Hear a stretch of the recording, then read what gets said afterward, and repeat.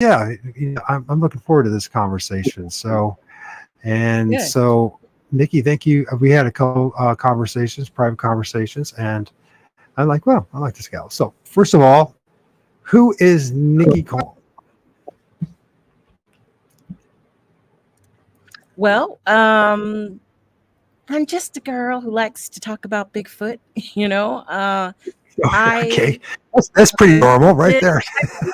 Yeah, Sure, I'm not like anybody else. I grew up reading the books and watching, you know, the documentaries that just grabbed you back in the 70s, and it kind of, I've always been interested in that type of cryptids and stuff like that. But uh, it really took when I lived abroad in South Korea and I didn't have channels, English channels, but like nine. So I took this deep dive into watching YouTube. okay. And I watched everything there was about Bigfoot, tall man, hairy man, everything, and was just totally intrigued by it. But during that time, I came across this problem that I thought the same pictures over and over, and they were being shared multiple times in different social media sites, and people were tending to make up new stories and new narratives for each of these photos. And I'm like, wow, that's not right. We know where that came from. That was debunked last year and it had to do with this or that. And so when I came stateside, I just started talking about it. I started to be open about my feelings about Bigfoot Sasquatch evidence, and how I don't think that's the first place you should go to when you see something or hear something. And it should just, in my world, it should be the last thing you're thinking about. I think you should go through the whole process of vetting what your evidence is before making it public. I'm not saying don't do that. I think everybody has their own journey That's for sure. with this topic, you know. I'm a believer.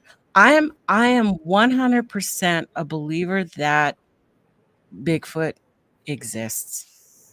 I just am an evidence skeptic. I don't believe half the stuff that's out there or being presented as evidence is real.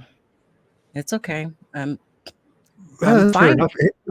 I'm worse than you on that. I think that 99% of everything that we present is not Bigfoot. And I'm a Yeah. Bigfoot researcher, and I'm out in the field, and the things that I'm discovering and what I'm experiencing are not Bigfoot. And I share that with people who are close to me. So Yeah. believe it or not, although it might be hard to accept coming from a guy like me, but it's what's going on there. So yeah, I find fascinating. So how long you been in the Bigfoot community? Oh, probably around since 2012, 2011, is when I really started to make friends and talk in chats and blogs and stuff like that. But it wasn't until 2013 or 14 that I started being asked to be on podcasts, because I had my own channel, but it really didn't have a whole lot to it. Just some outings that I would do and going out in the woods and just talking about things that were coming up in the community. And uh, it wasn't like the show I have now, which it's a little over 2 years that I've had the Sasquatch Secrets podcast, or YouTube show. So, and I just like to bring a panel of guests on, and we discuss the more nefarious stuff happening in the Bigfoot community, the hoaxes, the hoodwinks, the It's a big stuff part of people it. don't want to talk about, frankly. And I kind of had a really simple mission in mind, and I always say that is that we just want to talk about the deceits, the historical incidents that have formed the community, the Bigfoot community. And I like to have fun with it. You know, I'm not so hardcore that I can't crack a joke or, have fun with it at the same time, because this is my hobby. It's my fun place to go to. So, I try to make light of it. It's that's what I do. So, it's interesting, because from my own observation, it's like you said, well, for me, it's a very personal thing. I've discovered a lot of things about not only the Bigfoot community, but about the whole situation, the correlations between the Bigfoot community. I call it Bigfootery, ufology, the Mhm. paranormal. They all blend in here, and there's a lot of the same things are going on, whether it's the hoaxes or there's the people different experiences.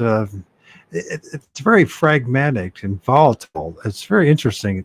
Actually, and it's in my background also studying religion. It's Mhm. the connections, the correlations between religion, cults, and Bigfootery are shocking to me.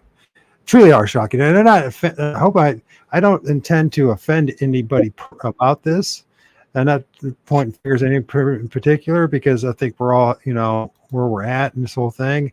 And Yeah. for me, it's so subjective, and it's so like my personal experience that I have encounters, and I don't expect anybody to believe my encounters, because my encounters don't add up to what happened in the Patterson film or what everybody else says. I mean, the funny thing is about this, Nikki, is this: the experts say there's no experts, and then they go along acting like they're the experts. Do you understand what I just said there? Yeah, that does tend to happen, and at least everybody's saying it. I mean, at least So it's kind of I like, don't know. in a way, they're negating. We are negating ourselves and our own opinions and our own position on things by saying that. Just That's my observation of things. But I find it Mhm. fascinating, someone like you who got interested in this stuff, and we had a talk, and you said you don't feel it necessary that you maybe have had an encounter. You might have had one. I've heard about maybe outside the tent, the footsteps, right? Oh, yeah. But I just call it an experience. I don't know what it was. It was weird. Could have been a bear. There were things about it that I don't feel indicated a bear. I just think bears make noise. I think they snort and they sniff and they scratch, and that was not there. There was not that. So, and there were other people. There were two other people in tents next to me that also experienced something that night. So, makes things that make you go you know. isn't it But so much of it is that things that make you go, right. and we all end up developing our own, like, uh, assumptions, opinions, hypothesis. But as far as a working theory, I mean, do we really have one of this? What is okay? Let's get to this point. What is Bigfoot, Nikki? What the hell is a Bigfoot? We spend No, all okay, this time hanging out with the Bigfooters and the Bigfootery. I mean, right. tell us what it is. So, okay, everybody has their own um, belief system, okay? And I believe in flesh and blood. I'm at a point right now in this whole area that I believe it's flesh and blood. It's real. It's something I can touch. It's something tangible. And for me to do that, I believe that it's well, let's look at the evidence. Okay, take it from all the evidence. It's a bipedal hairy hominid that exists somewhere in that ladder of life. Okay. And I totally, for now, have pushed aside any type of uh, we've had this discussion, you and I, before. Paranormal or something that's not can't touch, okay, Right. or the spiritual, putting that aside, and putting what was the other one I was going to mention? The main woo type of stuff that we say that, and for lack of a better term, but it's, for me, it's that I have to be able to track where this fell in evolution. You have your creationist theory as well, where people think, it's from the Bible and Nephilim and this and that, which I don't see a connection there either. No, there's But none. There is none, actually. If you actually yeah, study the Bible, you'll know that. You have to come to. I'm glad we agree on that one. But for me, somewhere in between a million years ago, Homo habilis, Homo erectus, somewhere something went into its own line. I do believe it's in the Homo Was genus. it the I do emphasis not. on this? Before you continue, I just want to appreciate it. But you're saying I do believe, and that's Mhm. the important thing in all this, right? Yeah, You, it's my is this, opinion. right? But you Yeah, brought up because you said because it's something that I can touch, but I don't know anybody. Well, the two people that I do know that claim they've touched Bigfoot, it's just a claim. right. And they don't really define or just explain what or describe what they've touched. They Mhm. just say they've touched it. So that point in which you said I have to something I could be able to touch.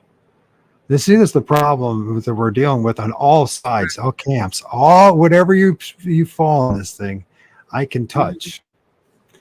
And So my my we don't have the saying physical evidence this, outside of to really say that one way or the other, right? right. So That's I our go off of that by saying that a lot of people are claiming there is physical evidence. That physical evidence being footprints, hair, um, the tree structures, all this. And this is all stuff that I'm very skeptical about. But, right, there are definite prints that are being found, thousands and thousands of prints. Can right. all of them be created hoaxes? I kind of doubt that. What Yeah. about all the encounter stories? They're not all made up, BS. So you've got this small area of evidence that may be real. And those are real things. They are, we go out and we look for prints. Are they double bear steps? I don't know. I'm not a tracker. But you look for the evidence. You look for the broken trees and stuff that don't make sense because they're this way and that way, and nobody could lift this or break this down. It doesn't look like snow load. It doesn't look like somebody used a saw to cut it down. And you just take it all and put it into your own research, your own data. Okay. It's all data. But should you release all that? I don't know. That's where I have an issue with people who share a lot of their pictures and videos, and it's because I don't think we need to share as much as you think. Now, if you have a Bigfoot photo and there's a clear Bigfoot walking across in front of you, heck yeah, we want to see that. We want to see that, but it is rare to have a video like the Patterson Gimlin footage, like the Freeman footage. There are few in between, and many come out to be fake. And there are some where there's people who are 50-50. I tend to be, well, I believe it because of this, and I don't believe it because of this. I go back and forth on a lot of this stuff. And that's okay. It is okay to have your take on it. But now you get a lot of people who are very, very strong in their belief of this is real and you have to believe it because of this, you know. He would never hoax anybody. That's why you need to believe this. We do get a bit dogmatic, that's for sure. Um, yeah, Well, you see, let's put this. So this was it. So the Batman says, would a person experience of a face-to-face, wouldn't that be considered evidence, even though a person can lie, but all the occurrences with people's experiences? Well, first of all, I would say, you guys don't have to believe me. In fact, I don't expect you to, because my experiences, my encounters are unbelievable. But I've had, well, pretty much face to face. I had a it got 15 feet in front of my grill, along with Crow Indian messman standing next to me. So back in 2017. So that's the reason why I know there's such a thing. Well, let's put this just the thing that I saw, based on what everybody else says is a Bigfoot, was a Bigfoot. Based on what everybody else says, a Bigfoot is that's what I saw. How the hell am I going to prove that to you? I ain't going to be able to prove that to you in a million years. And so that's part of this. This part of this is I call it, to be honest with you, this shit show is called Big Furry, because you know what? It's like it's endless circumstances. You know, it's like all the stuff that I've experienced and I've encountered and things I've filmed, and it's like, you know, I think shared that with you. So automatically 50% of people aren't going to believe you. Then the other 50 are going to be questioning about everything under the sun. So by the time you're all done with it all, you're left alone with your encounters and your own experiences, and you have to somehow come to terms with it and come to terms with everything around you, with this world. And it parallels literally, Nikki, with the ufology and that community and the people's experiences when it comes to UFOs or alien abductions or the paranormal. It's like it's all this stuff we cannot prove to each other definitively that what we're experiencing, what we're seeing, what we're dealing with is exactly what everybody claims it is. If we're honest about the situation, right? Even the footprints are, you know, I know, I mean, you know, all the footprints and very impressive. And you're saying, well, you know, hey, what else could it be? And you're like, yeah, you're right. What else could it be but a Bigfoot? But then it also could be something. Well, there's also that possibility it could be something completely different. And until we have something really solid, besides, like, I mean, the best we got is Patterson film, the Freeman film.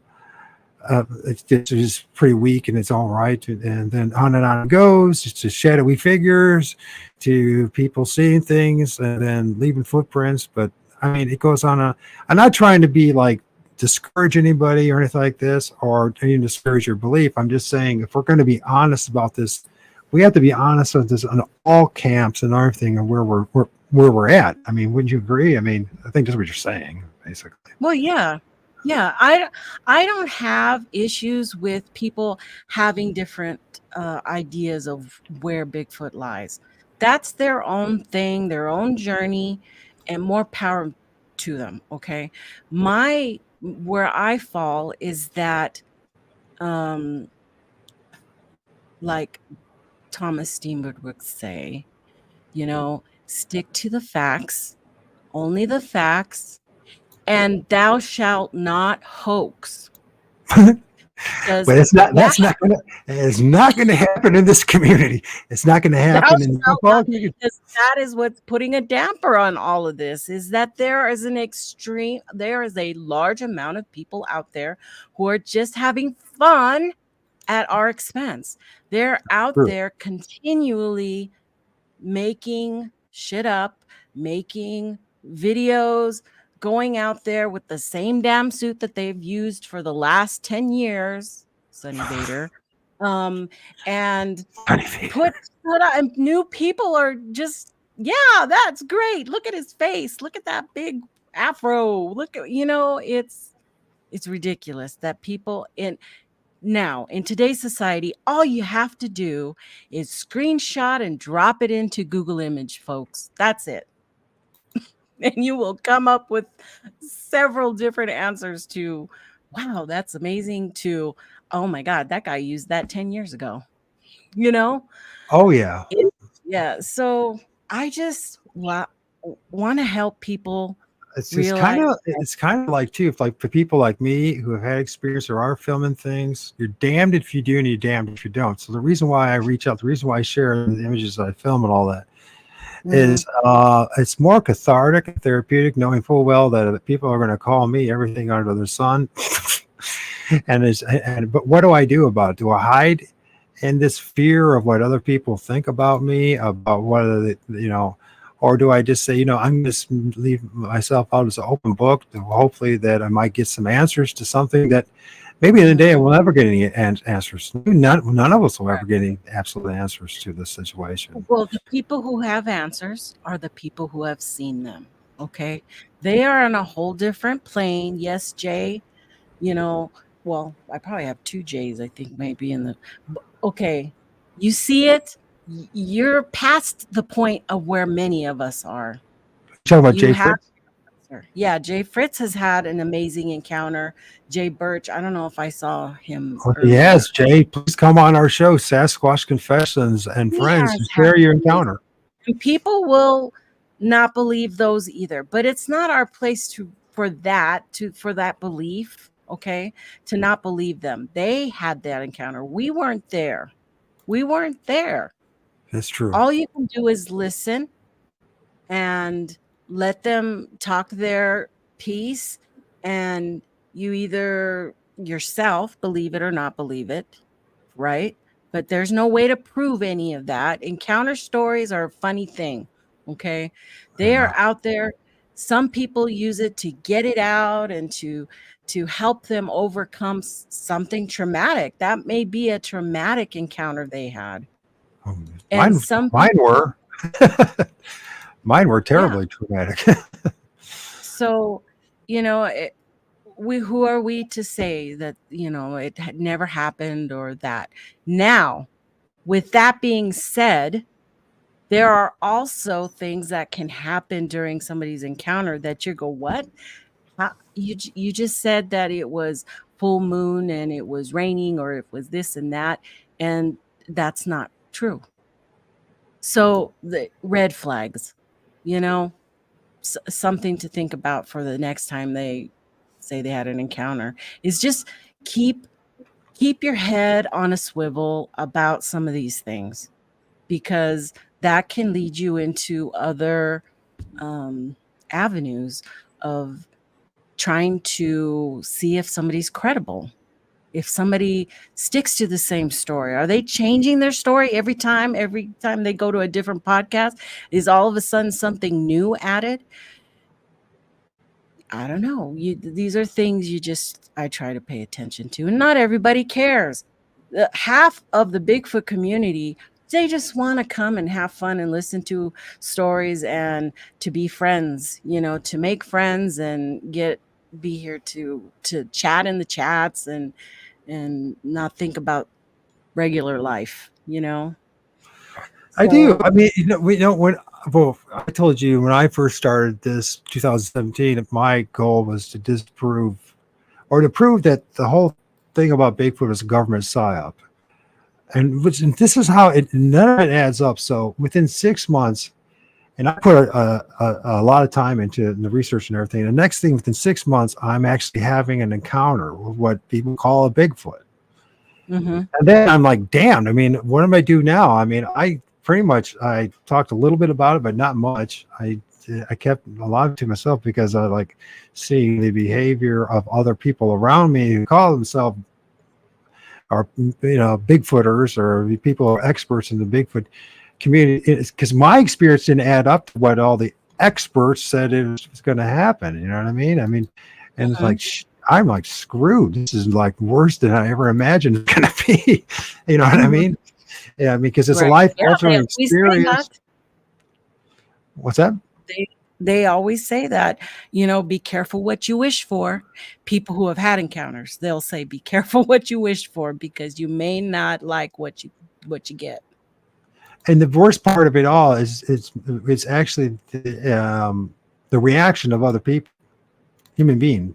If we want to learn a lot about human nature and and how people behave, if you have an encounter with a Bigfoot or something similar to that, even it could be something.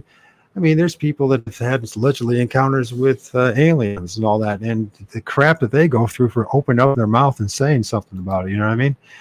And then there's always then the people that are going to try to capitalize the whole damn thing, right? And make a book about it and try to, and they'll twist the story and try to make a buck out of the whole thing just so they can make a name for themselves.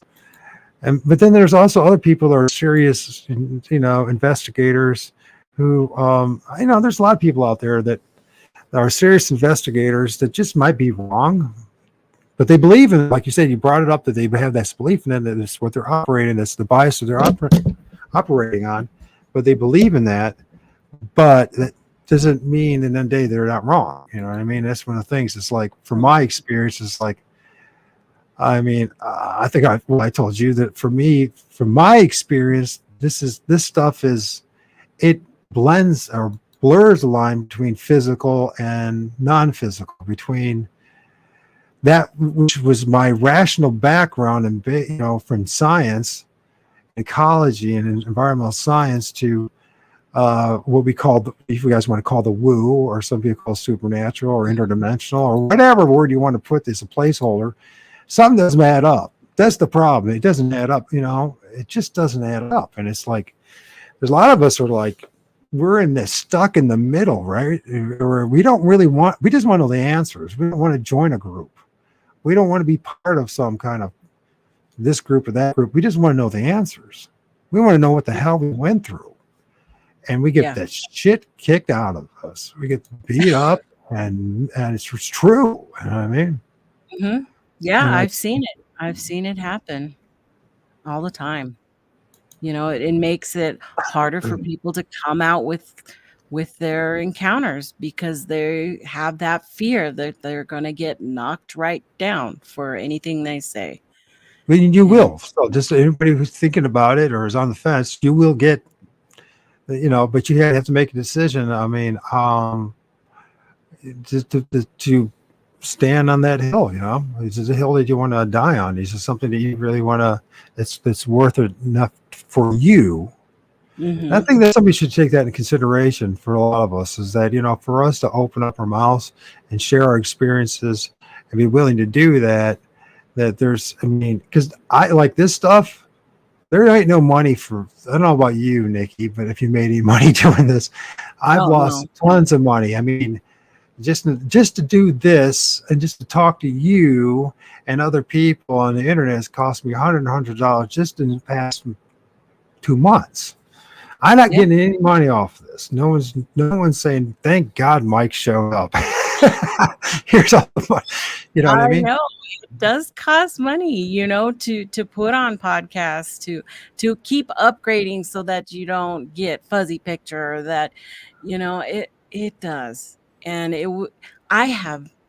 I just had this show about money and Bigfoot, and I have no issue with anybody trying to get a dime off of Bigfoot. It makes no difference, and it's really none of our business if somebody wants to be monetized or not monetized. It doesn't matter. It has nothing to do with greed or any of that most of the time. Okay, did you know anybody, Nikki? You've been around. Do you know anybody who's become a millionaire through Bigfootery?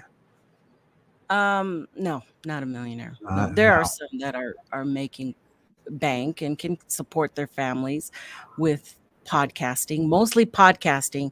YouTube, there's very little money in it unless you have hundreds of thousands of subs, and views. But podcasting is a whole new thing that has come into play. And you get, a million followers over there, you're probably doing okay. So yeah. I mean, I guess like the Steve Isdales of the world making some money, making some bank, but the rest of us, well, I know I never did for the money, so I'm not going to do it for the money. I mean, it'd be nice if somebody donated a little bit to help pay for the stuff, but if they don't, they don't. You know what I mean? It's still not going to stop. You know what I mean? You have a lot of different avenues to make money, expeditions and festivals, conferences, a bunch of stuff, selling memorabilia, which I don't have any problem with because I love to buy all the Bigfoot stuff, but it you know, it just depends. Are people is $6,000 too much to charge for an appearance? If somebody's willing to pay it, then who's I mean, I wouldn't do it. I wouldn't pay anybody. But if somebody else wants to do it, it's their business, not my business, right? It is. Now, yeah, there's costs. You have airline costs and lodging and food and car rentals and all of that these days. Shoot, that's a lot of money right there. I went to Washington and rented a truck for a week, and that was over $600 just for that, for having a truck so I could get up to the mountain. It costs money. Costs money. Everything costs money, doesn't it? It's nothing. For a hobby, that's a lot. No. And don't even put in the equipment that you start purchasing, and you get one and you're like, oh, this one's not good enough, and get another one, and then get the next one and the next. It's unending. There's unending equipment that you can get for this type of stuff, cameras and audio and tents, and oh my goodness, it can add up. It can definitely add up. I guess, well, but like you said, it's like more of a I mean, a lot of these, I'm going to ask you a question. You better, if you're expeditions in quotes, is it really an expedition, or is it just a chance to hang out with friends or make new friends? I mean, right. I mean, is it really an expedition? I mean, in your book? For which one? Are you talking about something specific, or? Well, I mean, you've been on a couple. I think you've been on a couple of expeditions or camp outs or going to places. I mean, yeah. Well, really in Washington. Shindig. Yeah, we called it a shindig because we were getting together with friends, people we had done podcasts with and had become friends. And Jay Birch, he's a barbecue guy. So he wanted to cook for a bunch of us. And we go, hey, let's just get together, go out to Mount St. Helens for 5 days to the place where Jay had his sighting. And we can walk around and do our own little expedition. That's just going out there and having fun. Well, I do like the fact that you put it in quotes. I'd like to appreciate that very much, because that's being honest with that. You know what I mean? It's and we never labeled it really expedition. I may have put it on a couple of my videos, but what else? Hike. We were hiking every day, in the morning, in the afternoon, in the evening, in the middle of the night, 11 midnight. We were out there tromping around on the side of the mountain. So, take it for what you're worth. I don't call myself a researcher. I think I'm an investigator. I like to investigate. And maybe if let me ask you what the differences of that is then. What's the difference between somebody who investigates? For me, a researcher keeps detailed logs, keeps track of things like the weather, where they're at, why they're at, what the GPS coordinates are. What did you find? What animals did you see? Did you see food? All of this has to be logged and kept in journals. And I was going to do that. And it's harder than you think, because if you don't immediately come back from that day and write it down in your little journal, things start to fade really fast. And that's what you saw Thomas Steenberg doing. At the end of our little hikes, he would come back and he'd pull out his journal and he would be sitting there writing down everything that he had encountered. I don't know what it said. I didn't go over there and take a peek, but that's a researcher, okay, to me, is that. And I try forms of documentation. There's the written, and then there's the photographic now, because of new technology and digital. So, and my journals over there. I had a journal to write everything that happens, but it's just harder. I'm more interested in just going out there right now and seeing what I see and documenting it on video. Coming back, make a couple of really nice little videos about it, get people who have become my friends, who are out there, my followers, and give them a nice video to watch. And maybe they can come along on my journey. That's what I like to do. And I Yeah. put out stuff about my personal vacations. I don't just put, me tromping around in the Sacramento mountains over here. I take them on little expeditions of my own, um, going out to mountain roller coasters and doing zip lines. And I love all that stuff. And I want to share it with people. Maybe I overshare, I don't know. But from the feedback I get, people like to see that. They like to see the change. They like to see me out there because a Well, lot of people can't get out there. I don't know why, if you're just sharing your journey, I don't know how do you define oversharing then? If you just make it Right. clear you're just sharing your journey. I mean, Oh, it's not like somebody will always pick on something. that's Okay. true. It's You'll for me. always find something wrong with what you're doing. And it's all about having that thick skin and being able to let it just roll off your back. Sometimes I can do that and sometimes I can't. Sometimes things hurt. Words hurt sometimes. And, that's why I got a great bunch of followers who they know when that happens because I get text messages. Are you okay? Are you doing okay? Remember where my best friend Brent Dill there in the chat will constantly tell me, remember the source, remember where it's coming from. Well, Is first and something foremost, it's that coming from flawed human beings like all of us, right? So that's something you got to take into consideration. Even so those, even those who do meticulous, detailed documentation are still flawed human beings, or have their own biases that they have to deal with, and that we have to deal with. So it's like, right. and then at the end of the day, we're still at the same point, anyways, aren't we, Nikki? Yeah, we're at the same point. Even with all the detailed documentation, we're still in the same We're position in the that, yeah. which is, I find that's one of the fascinating aspects about this, and that's why I keep bringing back this correlation between ufology and paranormal research or investigations, is because they parallel so much in the outcomes and the conclusions and the dynamics, especially socially and between human beings, and the volatile, fragmented nature of it, and the marginalization. Many of us, I notice a lot of us are very marginalized people, maybe from the beginning or during the process, we do become marginalized, if that makes any sense. We do might find our little cliques or groups to join, but in the end of the day, we're far from being anything close to mainstream. Yeah. Yeah. And isn't it? People, we tend to forget that we're the small group in the population, and the rest of the people think we're nutty, that we're crazy for believing that there's this creature walking out in the woods. They don't want to hear that stuff. They don't want us to ruin their vacation camping. They don't want anything to do with that. And then it's interesting. Then you add that, compound that with our own little subculture. We end up calling each other nutty. Oh yeah, that So, does happen too.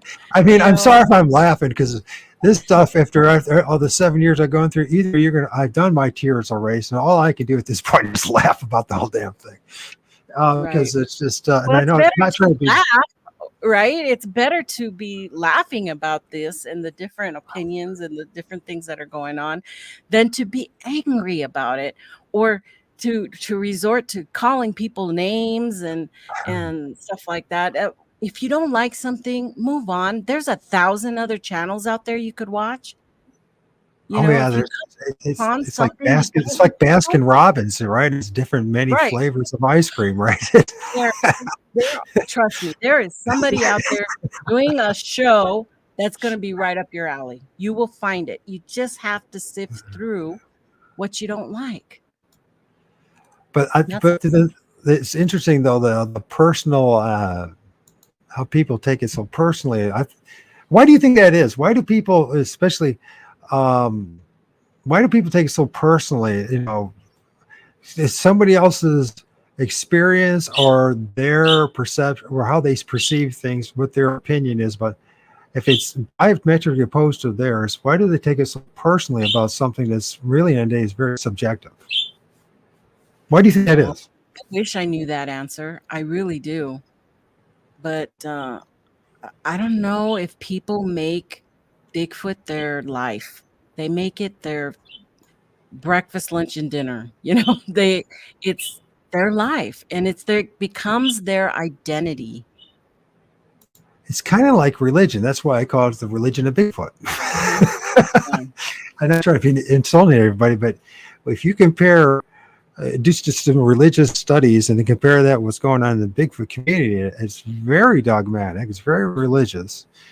And, I mean, if you don't see it their way, it's like, well, you're pretty much, it's equivalent. You're going to hell. You're being led by the devil himself. You know what I mean? I'd be figurative about that. I'm just being facetious, but I think you guys get my point. My point is that we very intolerant of everyone else's experiences. You know what I mean? Yeah. Well, I try not to be. I have a very strong opinion, and I think sometimes I intimidate people, but that's not a me problem. That's a you problem. I think Yeah, there's nothing wrong with having strong opinions as long as you're civil about it. That's why I liked it. I mean, I was listening to this gal on Linda's show, and like, you know what? I might not necessarily agree with everything that woman said, but what does it matter? What does it matter if we agree or not? That is my whole point. It doesn't. We all have our own opinions. It's okay. If you don't agree with me, that's fine. If you want to say something to me, then refute my words, the ones that are coming out of my mouth, not the way I look or the people I hang out with or how that stuff. That's petty. Yeah, there's a lot of this ad hominem attacks and personal attacks and calling people all sorts of names, and and there's some people out there that they've been around the block long enough to know better to do that. I just don't understand why they do that. Why do they go to that point where they have to do all this ad hominem attacks? I mean, actually, if you're dealing with another critically thinking person, the only thing you're doing by attacking that other person is you're really it's the old adage, right? You point one finger at someone, there's three pointing back at you. And that's what happens when you do that. And I think that if there's one thing that's jeopardizing the Bigfoot community, in quotes, or communities, is that whole idea of these personal ad hominem attacks, and it causes people not to trust, especially if you're new into this. If you had new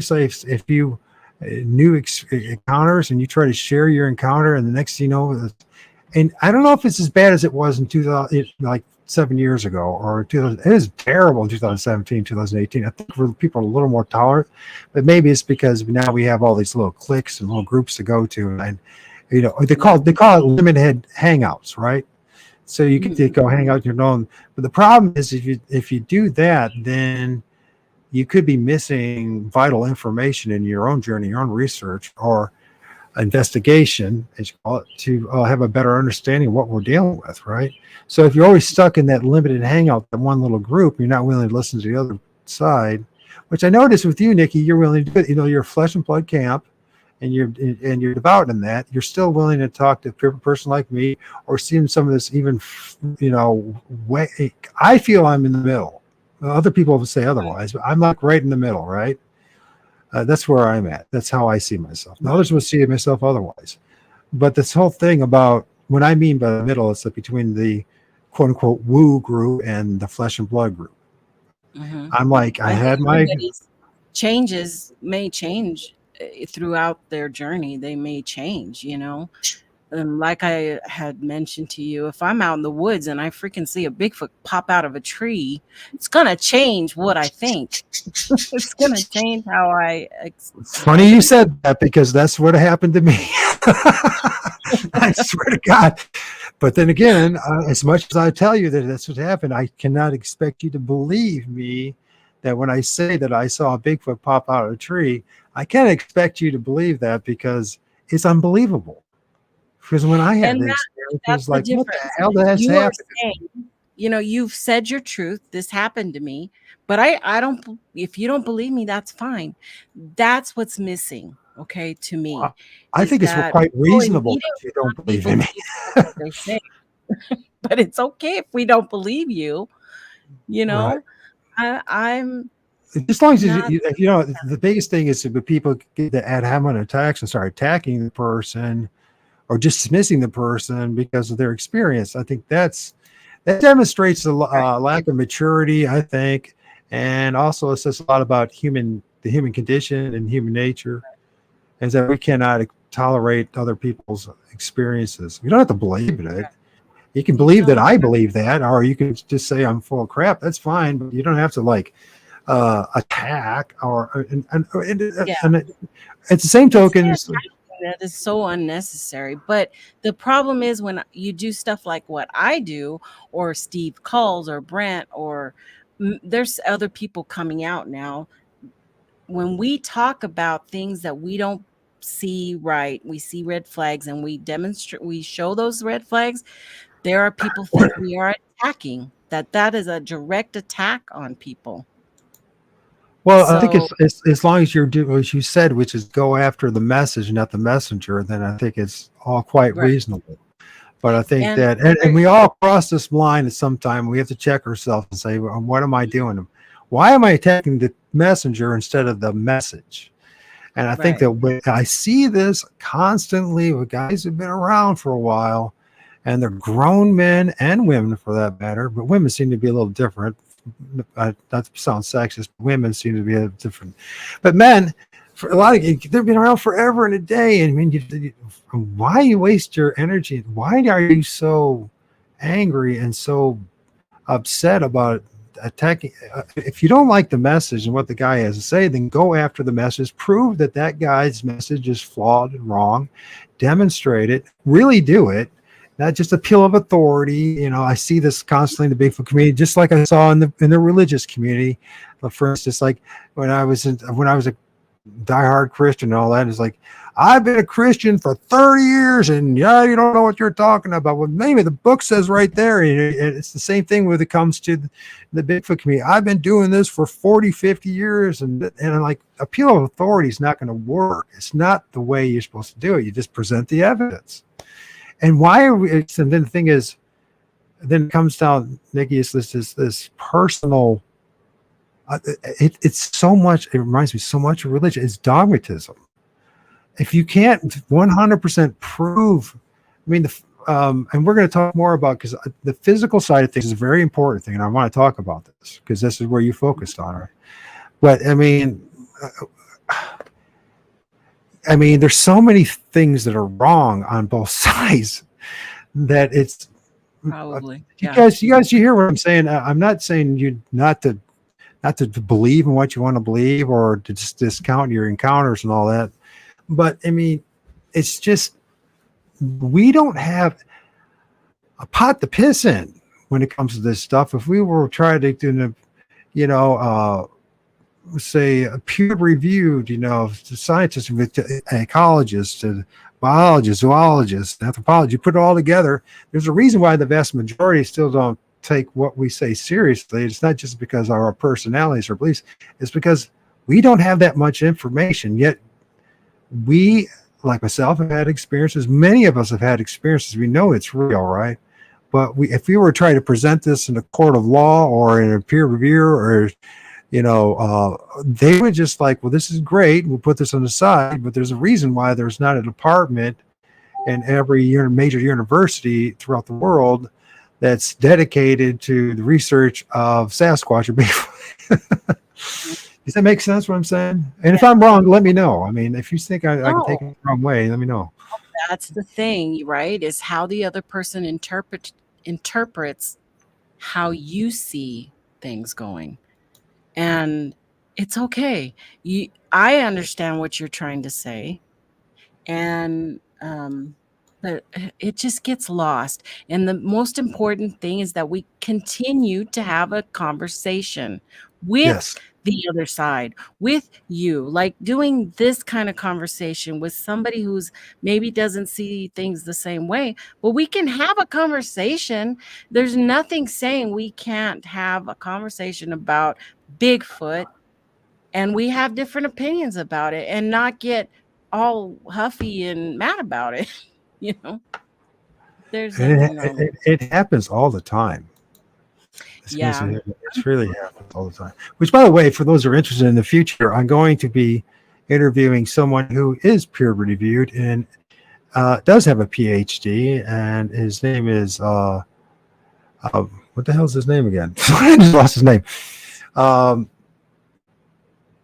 George Hansen, and he wrote a book, and it's quite a famous book. It's called The Trickster and the Paranormal, and we're going to be having some discussions and comparing that and with Bigfoot, with ufology, and with paranormal, and this things that go hand in hand. And then also will be Stan Gordon will be interviewing him as well, so which is another guy who's on the other side. I wouldn't say he's on the other side, but he's an investigator who's found that there are strong correlations between UFOs, Bigfoot, and then orbs and everything else. That's what his research leads to. So, but I do want to also have to start interviewing a lot more the flesh and blood side camp, because especially people like you who are willing to have a conversation, not condemn me for my position. You know what I mean? I don't do that. I've never I appreciate it so much. Yeah, it just gets lost sometimes, So let's talk about this flesh and blood side of things for a while. So there's a lot of different things. And so one of the lives that I watched, it was just last week, and once again, I hope your father's doing well or doing better, or we'll find out today if he's gonna have surgery. So that's kind of been on my mind. But you brought up these folders and these notebooks of things like articles and the DNA testing, and then we got also like and then of course we got the footprints and all that kind of stuff. So I would like for you, for the second half of this interview, if you got the time, is to go through that, and you can go through whatever points you want to that support what makes you believe that it is a physical being. And I'm going to shut up, and I'm just going to let you tell us. I'm not going to. That. If it's all right with you, I said before, is that for me, I like to see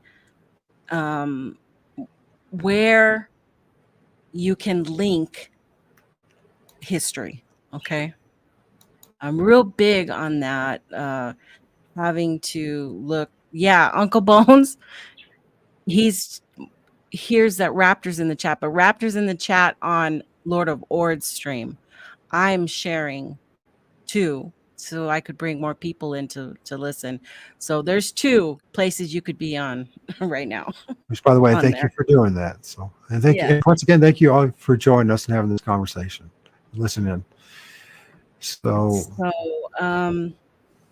I like to see that, because there are things for me that need to be for my mind to believe or to accept that Bigfoot is real. Number 1 is that I do not believe they're human beings. Okay.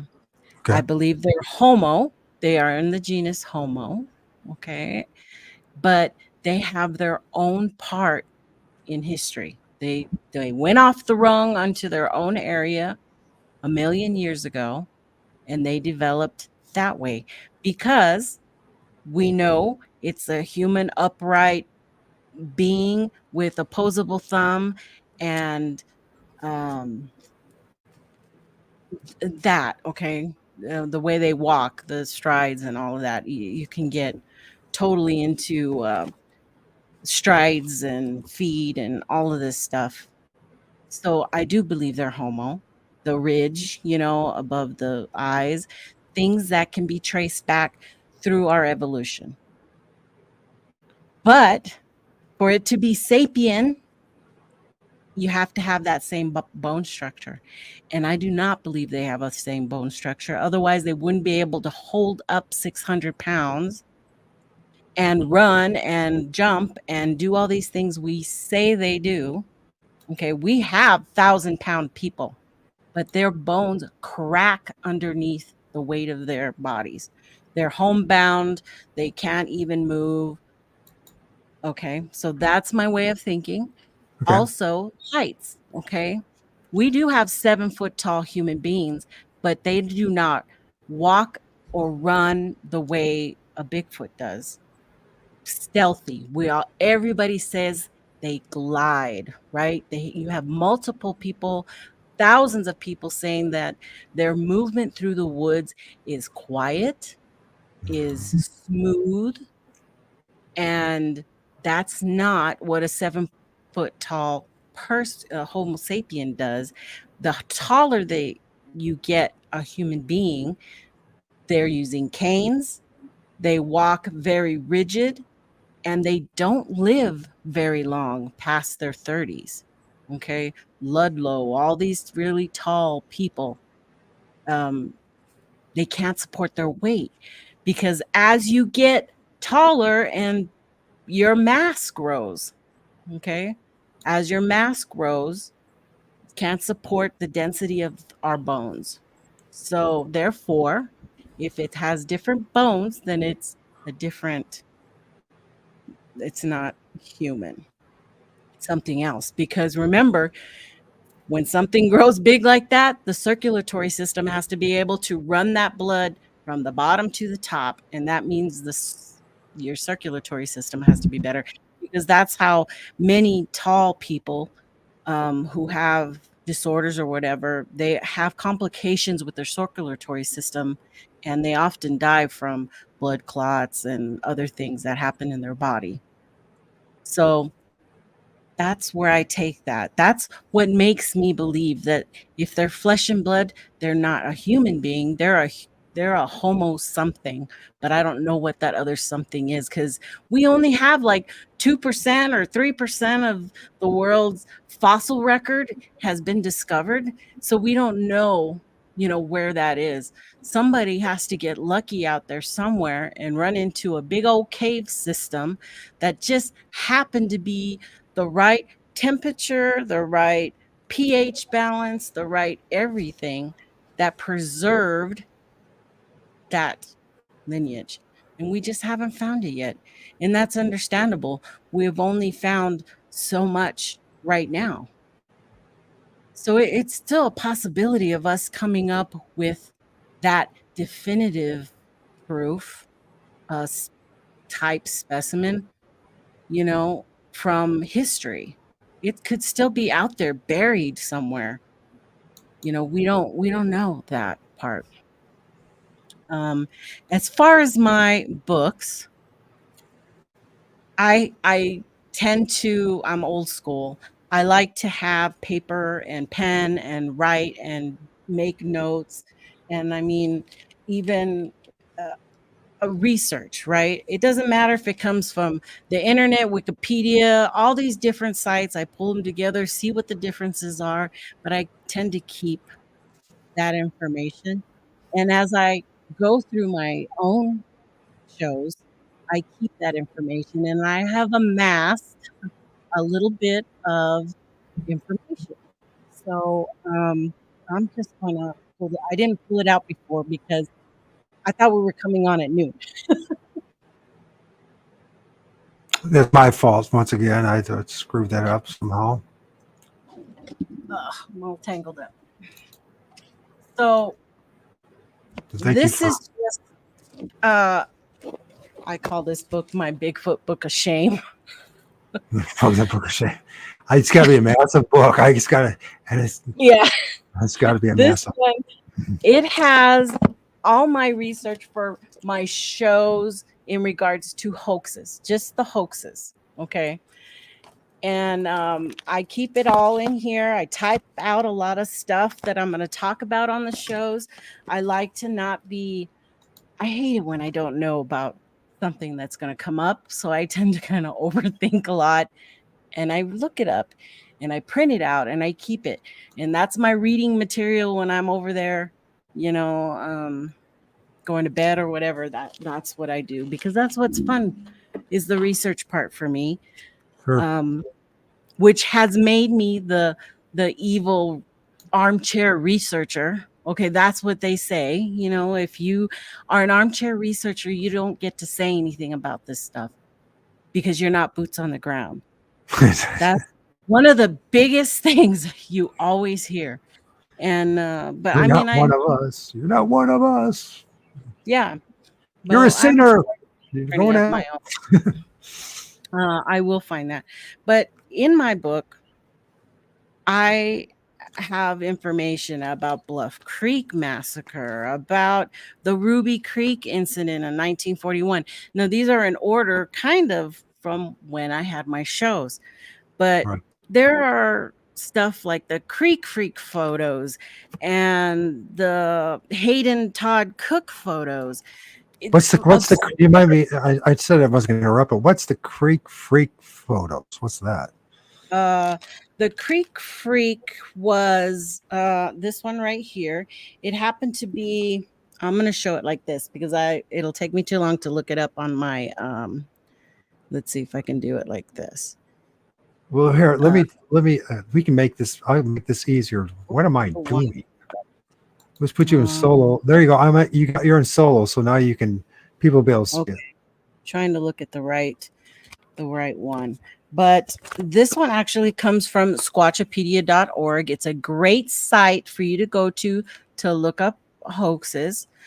And this is the Creek Freak photo where in 2007 there was supposedly a Bigfoot standing right here. Okay. And the original is the oops, it's over here. Shows the Bigfoot right there, but it's too small for you guys to see that.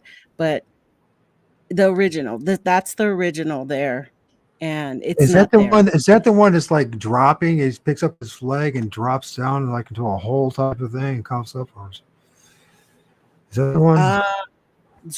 No. Okay. Not that. This was just a photo taken of a helicopter, but somebody darkened in a spot in the corner. Oh, I don't know that one. Oh, to okay. make it look like it was a Bigfoot there. But people found the originals.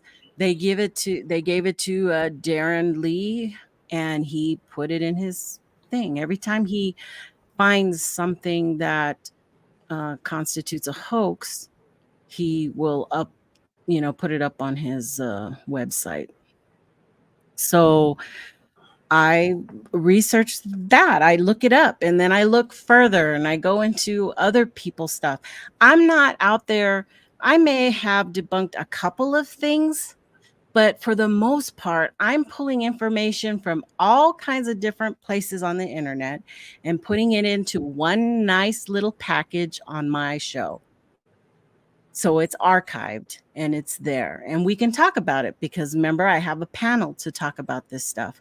You've got a lot of channels that'll put out, this happened and that, but I like to bring in other people to chat about it and what their feelings are about it and have they run into anything else like that. So you can you mind me asking a question about that? Go ahead. What makes what qualifies a person to be a member of the panel to talk about? Why do you choose these people? Anybody. I'm pretty open. I've had all kinds of people on my panel to discuss all kinds. You just have to ask. If there is something you're passionate about, then you can come onto my show. I used to put out, sometimes I'll put out the link out there, but I kind of trying to get away from just putting the link out there for anybody to jump on. There's been a huge increase on people coming on naked and crazy stuff like that onto podcasts. That's what happened to me. That's why I had to stop. I'm literally about a month ago, was it? A month and a half ago, I was doing an interview with a guy about shamanism, and we opened it up, and sure enough, some dude showed up, and he was butt naked in his bed and playing with his male thing. And I'm like, so it's hard to do that when you're doing live shows. You can get yourself into some trouble when you do that. So as long as I've talked to you before and I know who you are, then I don't have an issue with throwing out links for people to come and give their side of the story. You may not all agree, but it's not like we're not going to let you come and do that. I've had people bring photos that they have taken and come onto my show to talk about it. unfortunately, I can't control all the guests I have. They can do, they have their own mind. So, of course, they have to have a disclaimer. Whatever they say is not necessarily what I say, but they're a guest, and we work it like that. So sometimes some people get laughed at. Well, I If you don't, appreciate you saying that. I mean, and I hope also those who maybe go on the attack a little too far too, right? It's a there part are of that. people definitely that can go overboard on that Right. type of stuff. And you can say, be respectful. They're coming on with good intentions, and but that'll happen. That happens, and it's unfortunate. But not everybody thinks like me or acts like me, and That's why I like you. Why you're here. uh, Thank you. I and these, matter of fact, there was one case where a guy came on, and a couple of my people on the panel laughed at him and were laughing off his stuff. But I had been seeing his stuff for a long time because he sends me stuff all the time. So I never really believe in a lot of his photos. They didn't, or I just didn't see anything in his photos. So when he agreed to allow me to show them, it kind of got a lot of people pissed off because the guests were laughing at his photos. And I'm like, he knew what he was doing, folks. We've been talking about it, and he knew that the possibility of somebody laughing or not um, agreeing with what he was taking was a possibility. So I tend to not, now I kind of take people's photos and stuff, and I do not say who they come from anymore. I'm kind of keeping things a little more anonymous so that I don't hurt people's feelings out there. And that's because that's not my intention. It never has been. So I don't even tell, people may submit photos to me, but I tell them I'm not going to release your name. If you come into the chat and you say that's my photo, then that's, their responsibility. Right. It's understandable. Yeah. It's very understandable. That's it. I just like to have the information from different places, and I want to share it. If you don't want to believe what I found, that is absolutely, that's on you. But later down the road, if something comes up and it turns out things are fake and you're heartbroken, that's, well, maybe you should have listened to me. Right. All I have to say. I don't just do the hoaxing stuff. My channel's a little bit versatile. I can't even lift this thing. It hurts my arm.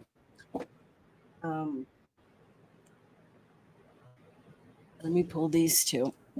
These two here is just research on indigenous. I'm gonna address this one right here because this is what Danny says. If your feelings are easily hurt, they are for sure in the wrong community. Well, there's two sides to that, Danny. There's your own responsible behavior too. You don't have to attack the guy, and you don't have to laugh at them and all that. If they're gonna, sure, they brought themselves into the lion's den, but you don't have to act like a lion. You don't have to act like a jerk. I'm not saying you, Danny, or one of, or Donnie, or Danny are one of those jerks because I don't know you. But I'm just saying you don't have to be the jerk. That's a choice that you make. So once again, when you're pointing the finger, right, there's three being pointed back at you. And a lot of times when we are attacking the messenger or disrespecting the messenger, it says a lot more about ourselves. We don't have to do that. That's a choice that you make. So remember that there's two sides to all this. Yeah. Right? Yeah. There's always going to be opposing sides. That's natural, right? Yeah. It's natural. It's just how you deal with it and how you talk things out and realize that truly, nobody's right or wrong in this subject. Because we don't know. We at the don't end of the know. day, at the end of the day, we all act like we do, but Mm-hmm. hell, even like I said, like I mean, I've had my own encounters, and I'm like, do I really know what I even experienced? It? I don't even. I mean, the truth is, I didn't. Although I got 15 feet in front of me, I didn't have courage to go a little further and hold its hand and find out if it was flesh and blood and if it would do the, you know what I mean? When you're in that counter, that experience, the last thing you're thinking about is go walking Bigfoot. At least, well, at least a guy like me. There's other people out there say that they would, but all right. I mean, each person's different, but I mean, when I had my encounters, the last thing I was thinking, man, I can't wait to get some physical evidence to show the whole world. I was thinking, maybe it's time to go. That's what I was thinking. That's what I was thinking. Yeah, for sure. But we like to have different conversations, right? It can be about DNA, eDNA. What does that encompass? Who can afford to do that stuff? Do That's a you good have question. That's many a damn good people question. say, I've collected evidence. I have Bigfoot hair. I have Bigfoot poop. And then they put it in their freezer for 5 years and think that there's going to be DNA on there. Excuse me? No, that is not the way DNA works. It has half-lives. It degrades very fast. So it's important that if you're going to do that type of research, okay, and collect evidence, then you need to have all your ducks in a row before you do that. You need to know who you're going to be sending hair samples to, who you're going to be sending poop to, because don't be sending it to Dr. Meldrum because he's going to throw that shit literally in the trash. He doesn't do that anymore. So, have people make contacts and say, hey, if I come across something, would you be willing to take my evidence and analyze it? And they're going to say, sure, for $5,000, I'll do it for you. Or $250, I'll let you know if it's a deer hair or a bear hair.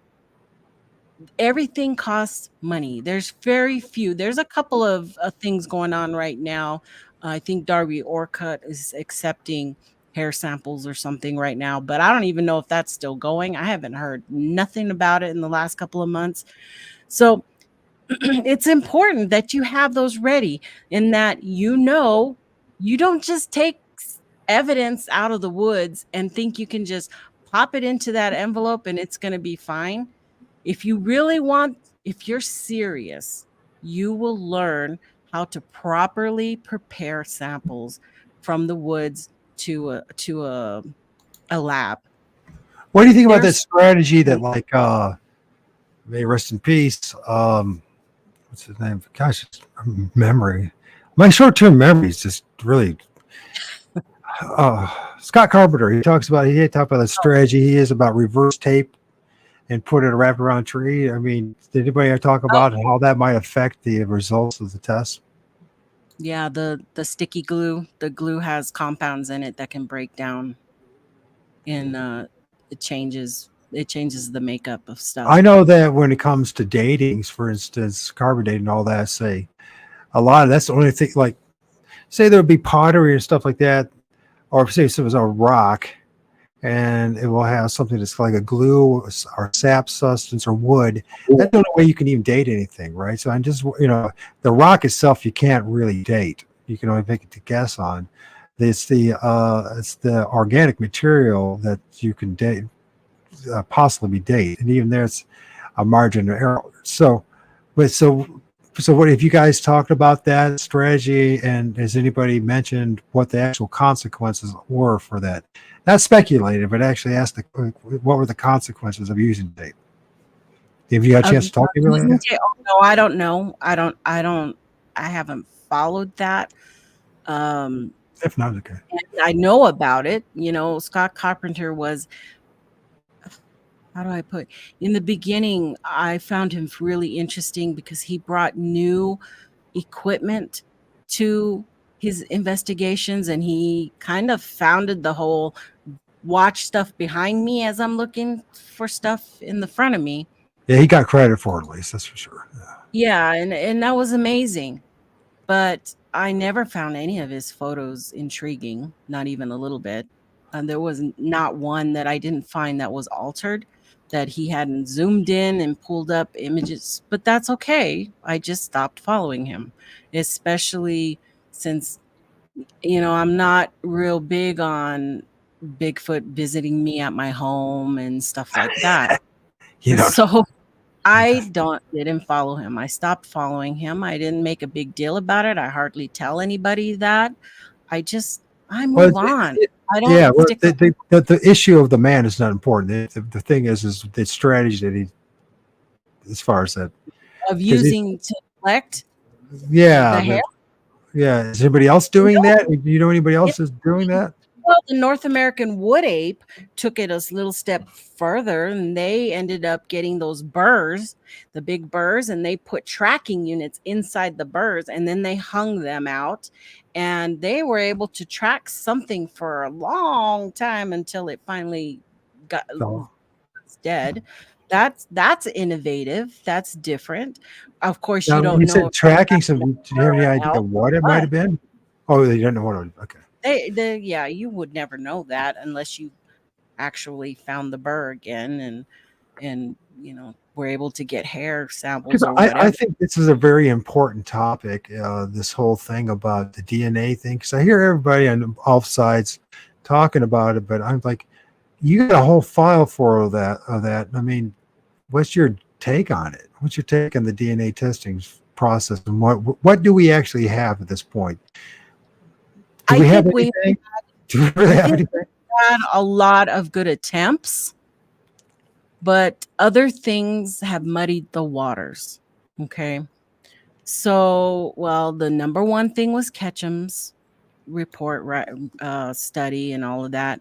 But of course, she got lined up with a picture of a Wookiee and a press conference and stuff that muddied the waters. She may have had great intentions of pulling off DNA. And to me, after I'm horrible at DNA names and stuff like that, but um, I've read Dr. Haskell Hart's book in regards to her study, and I fall into that camp that things were missing, things didn't get done properly. Things like buying your own paper so you could peer review yourself. That's not right. That's not appropriate. So, red flags, right? I'm all about the red flags. Little things make me not want to follow that. She may have done some really great work, okay? But unfortunately, it dampens my belief that her work has gone any further. And there's other things that she got involved with that, you know, were not appropriate as well in the court system. And those things were solved, and she's gone on. And right now, she's made a ton of money to help her with her next group of DNA studies. But of course, she linked in mermaids, dogman, uh, Mothman, all these other things that she already claims to have samples of, and has immediately again knocked me out of the water for credibility. So I've heard that before. Where did you hear about this? Did you actually hear her say that, or did you? What? Not to say that she's not a little. She's far left of me. Let's put it that way, and her her thinking. But that. Yeah. But did you hear her say that, or did you That read she's it? oh yeah, she was on podcasts. She's always on with Duke and all these other podcasts saying how she's got samples of these mermaids and stuff like that. So yeah, that's known. That's out there. You can go look that up. Good old So Duke. I interviewed Duke back in 2017. Yeah, I he know was he did it. when he was barely known. So um, they're a different camp. Okay, they're a completely different camp, and that's fine. I just am not going to. I won't support that. We'll just put it that way. I won't support it, and I'll move on. And maybe somebody else will come along and try to do that as well. I think we need more than one, but it's just hard to get any true scientists on board because of the money and credibility and reputation. Okay, most of these people are doctors or doctorates, and they're in universities, and can that afford it. will damage their standings in their jobs where they make their money to support themselves. So it's always, we're always going to run into these type of things. Plus, the vast majority, the mainstream does not. They might. How do I say this? There are a lot of people out that say that in personal conversation they believe in it, but in public they're not going to say anything close to that. Mhm. They're going Right. to make fun of it and mock it, just as I did before I had my encounters. Right? I mean, I understand where they come from, so I understand why they would not be interested. But this whole thing about this DNA test, because people keep throwing that out, and I think it's an important thing to bring up, because if it's really nothing there, if there's nothing to substantiate besides somebody's claim that there's something, and I know there's reports out there, and I know like Scott Carpenter, he had his stuff. You can I guess, look up the reports and all that. How do we know that? I mean, because in the end of the day, if the only thing that comes back that it was half supposed female Homo sapien and other half unknown, we have basically nothing. Yeah, we still don't know the lineage or what's happened. The important part of that, That other half negates it. The other half negates it, because if you don't know the other half, primate part, we don't know what that is. So it doesn't matter. We already, if you want to speculate, we know that this is somewhere in that Homo range. So we know that's going to come up it's going to come up to be that. It's going to be a primate. It walks upright. It has opposable thumbs. It's already a Homo. That we know that, right? do we? If, I'm going to bring up something about that. So if we're believing, I'm going to ask with the speculation is that if it's a flesh and blood creature, then it has to fall in the Homo end of things. So here's the question I'm going to ask you, and it's just speculation. It's a question that probably you can't answer, that no one can answer, but to think about. Okay, if it's half female, who was the person that gathered the samples and did the tests? How do we know it's not the female's own DNA? I mean, how do we know? My point being is to say that it's this. I'm not trying to discourage people. I'm not trying to. I'm trying to just make you think a little bit about what's being said here, and you choose what you want to believe in. But half female Homo sapien is another half of undetermined origin, and is a whole lot of nothing is what it is. And that's the honest truth. I mean, I'm not trying to be a jerk, but in the end of the day, it's a whole lot of nothing. We won't know that. And people the scientists are going to know, right? But all you can do they might, but we can't just blindly have faith in a person just because they take on the label of a scientist, because we know there's just as much corruption in the scientific community as any other community. So we also have to have checks and balances when it comes to even that statement, the scientists, because there's plenty of examples of scientists who, through greed, corruption, for whatever motives, gave us bogus information about something that they claim to be a scientific evidence. We've got stuff that's being said out there, and you have to follow everything that's being said, right? Not only, okay, I'm going to use her as an example because she's the forefront of what the Bigfoot community uses, and that's Dr. Ketchum, okay? Right. She has stated in videos that oh my gosh, what was the exact no, give me just a second.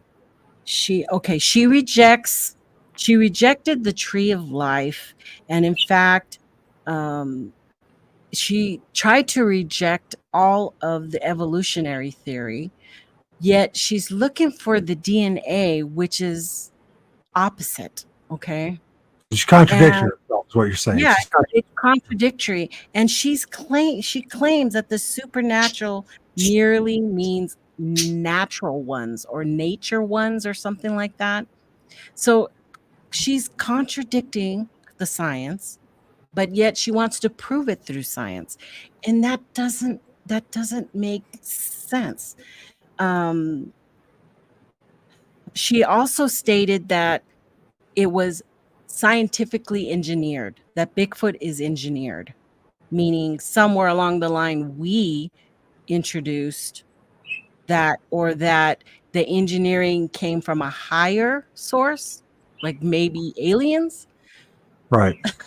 So that to me is not science. Okay, that's she's injecting her own opinion about where Bigfoot came from. So you have to look at it all, and you have to piece it together. And every time somebody that's important, somebody a scientific background says something, and you're like, "Whoa, that's weird." You take that information and you have to keep it, because that comes into play a little bit later down the road. And I have that. I've kept that. I have so much useless information, but something will come up and I'm like, "Oh, wait a minute. You know, she said this. She said that about primates. She's confused about hybridizing and hybridization and hybridity. They're all different things. She's confused. Descent versus separation or creationists and all this stuff, it all is different. And you just have to, some people don't care. Okay. They don't to know all that mumbo jumbo lingo stuff. Right. And it's hard to explain. I just done a lot of reading, and I can't look at this. I'm going to show you something. I don't blame you. I can't look at this. I don't blame you. There is DNA reports about shit like this that I've tried to read through several times. Technical And specs are pretty tedious. Just to understand it. But I can't explain it because I don't have a doctorate. Well, and then the language is one of the things. Yeah, but the language is hard. Language. Right. I read something and then I have to go research what that means to put it into, these essays and abstracts and stuff that you're finding. So, but there's a lot of good resources out there for people to find the answers. One of the best is the relic hominoid inquiry.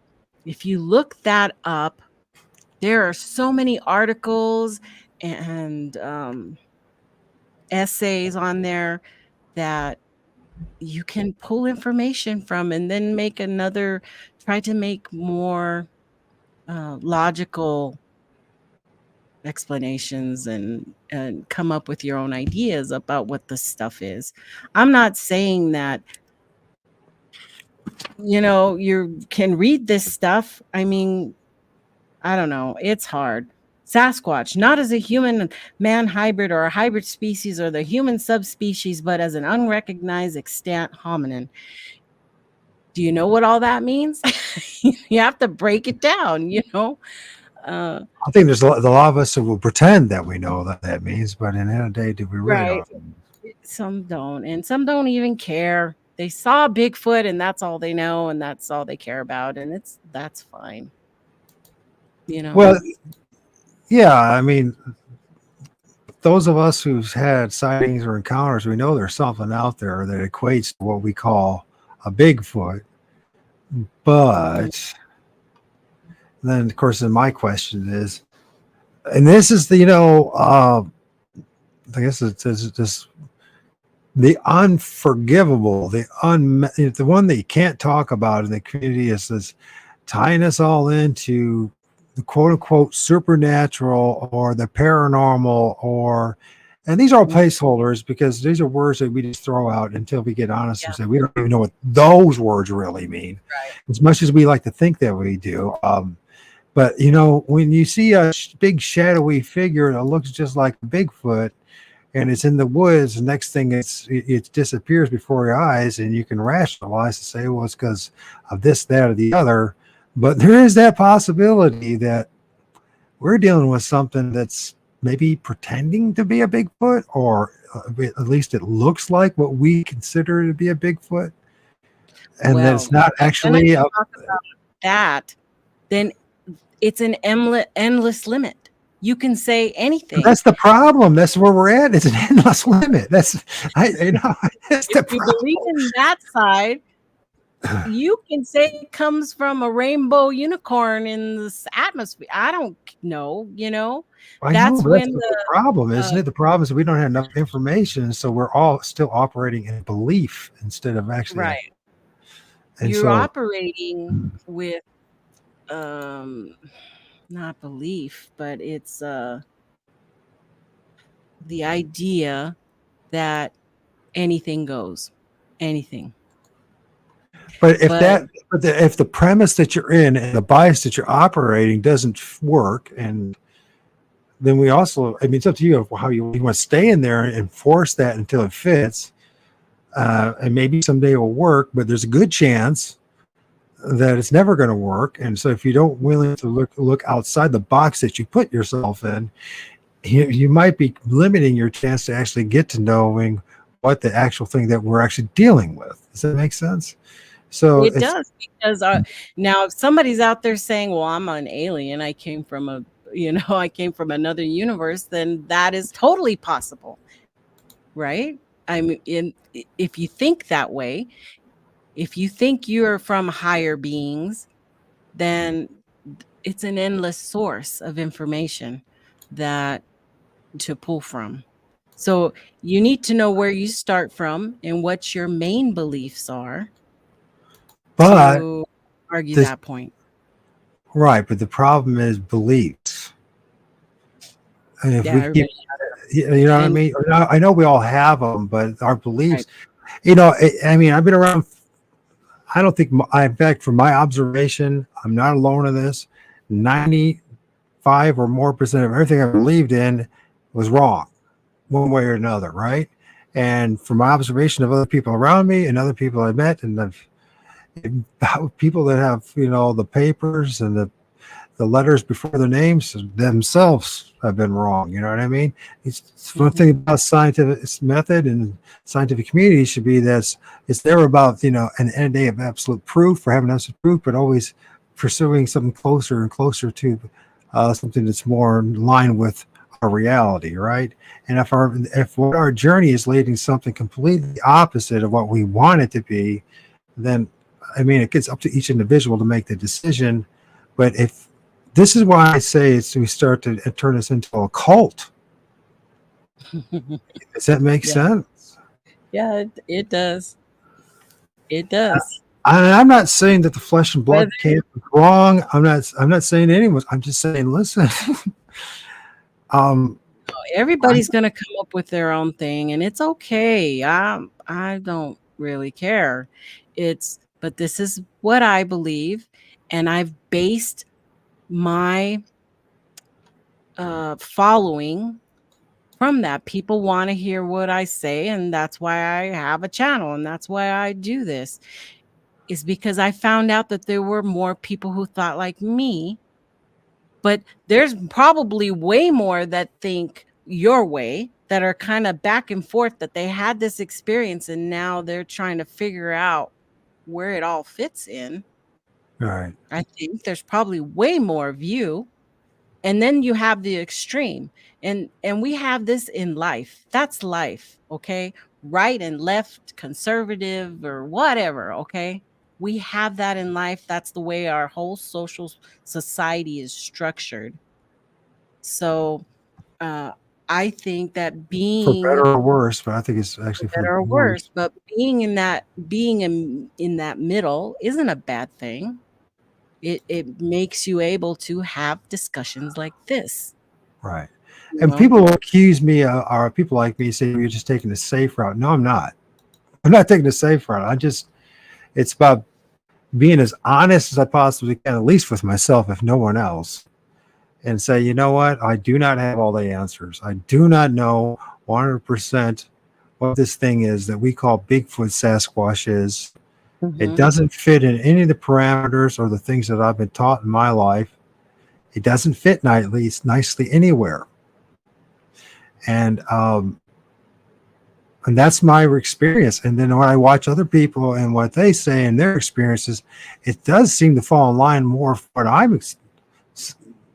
suggesting than on either side of it, or whatever camp you want to belong in.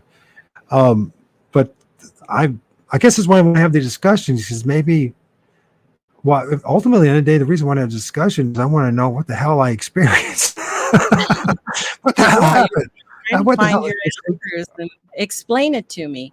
I think you're a little more uh scientific than you think because you want answers, right? And you Yeah. want them to be tangible.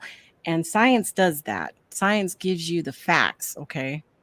They don't Well, create stuff. It's facts when you go that direction. but science Um, always is subject to change and flux, and the things that we believed in even 20 years ago have changed in many areas of fields of investigation and inquiry, and when it comes to the scientific community. So, and definitely when it comes to Bigfoot, I mean, it would feel absolutely damn good if we just had an absolute answer what the heck we're dealing with. You know what I mean? That's it right. would. I mean, it's like I can say, yeah, I really had this experience, and this is what happened, and this is what I can to support what I experienced and what I encountered, and this you know about Charles Fort Why does that sound familiar? and the Hmm. Forteans, this experience that we've lived with. He wrote a book called The Book of the Damned, which I think is a book. It's not a religious book. Just don't get us.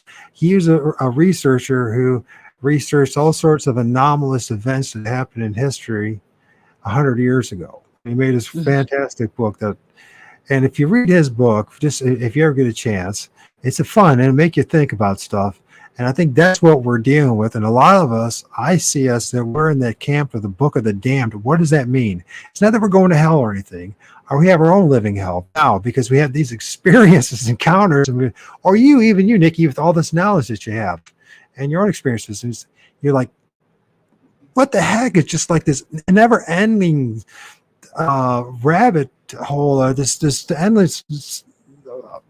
Yep, it What's the is a word? rabbit. It's just never. Where's the answer to this thing? You know what I mean? And it's maddening, and it will just like that movie, that video that you brought up, and you used the Eminem theme song, and it's like it literally is.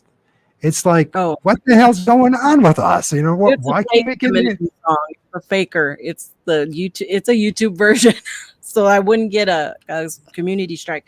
But yeah, it's there's hoaxes out there, and people need to know about it, and that's where I do that stuff. But um, I don't know. I It's an unending discussion. Seriously. It is. It's true. It is if we're honest about it, right? I mean, if we're really honest Okay. about it. And I think that's, I mean, I really enjoyed that you were willing to spend a couple hours of your life with me. Thank you for being patient with me. And actually, I screwed up the time, folks. It's supposed to be 2 hours later, not earlier. You think I've done this enough It's all times? good. And Look, we had a good turnout. Everybody showed up. There was one question from Lambot, I think. Um, what I thought about structures, and that's another whole thing, right? I Well, I don't know. put a whole weight No. No. I don't. Strip my hair. I said, listen, because there's a thing, right? You have all these structures. No, shut up. I just I'll let you talk. You're going to say the same thing I'm going to say anyway. So go ahead. Go ahead. I'm sorry. Go ahead. Listen, unless you saw Bigfoot make that structure, then how do you know a Bigfoot made that structure? Okay. Now, yes, there are some really big shit out there, okay, that is you can't explain how it happened. Stuff out in Nordegg, stuff in the real big timbers that is confusing, okay? But if you stumble upon a structure in the woods and it's a little smaller than you, then I think you need to throw that shit out. Okay? Don't even think of it as anything. I especially don't believe in glyphs or whatever you have that Bigfoot's talking to you and leaving you these little structures and little things with meaning. Okay? You can't say it has meaning because we don't know that. We don't have that information that they know how to have a written language. So we're barely talking about people having mind, what do you Speak. call it? Mind speak. Okay. And that's even hard to take, but we do have some scientific background on uh, that type of psychic ability stuff. Okay. So it's not out of the realm of believing that.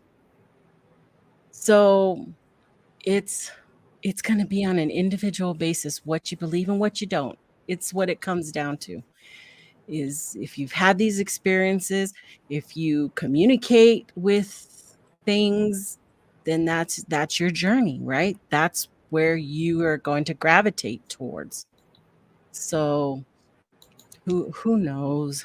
But I don't believe in the stick pictures or holding that as evidence.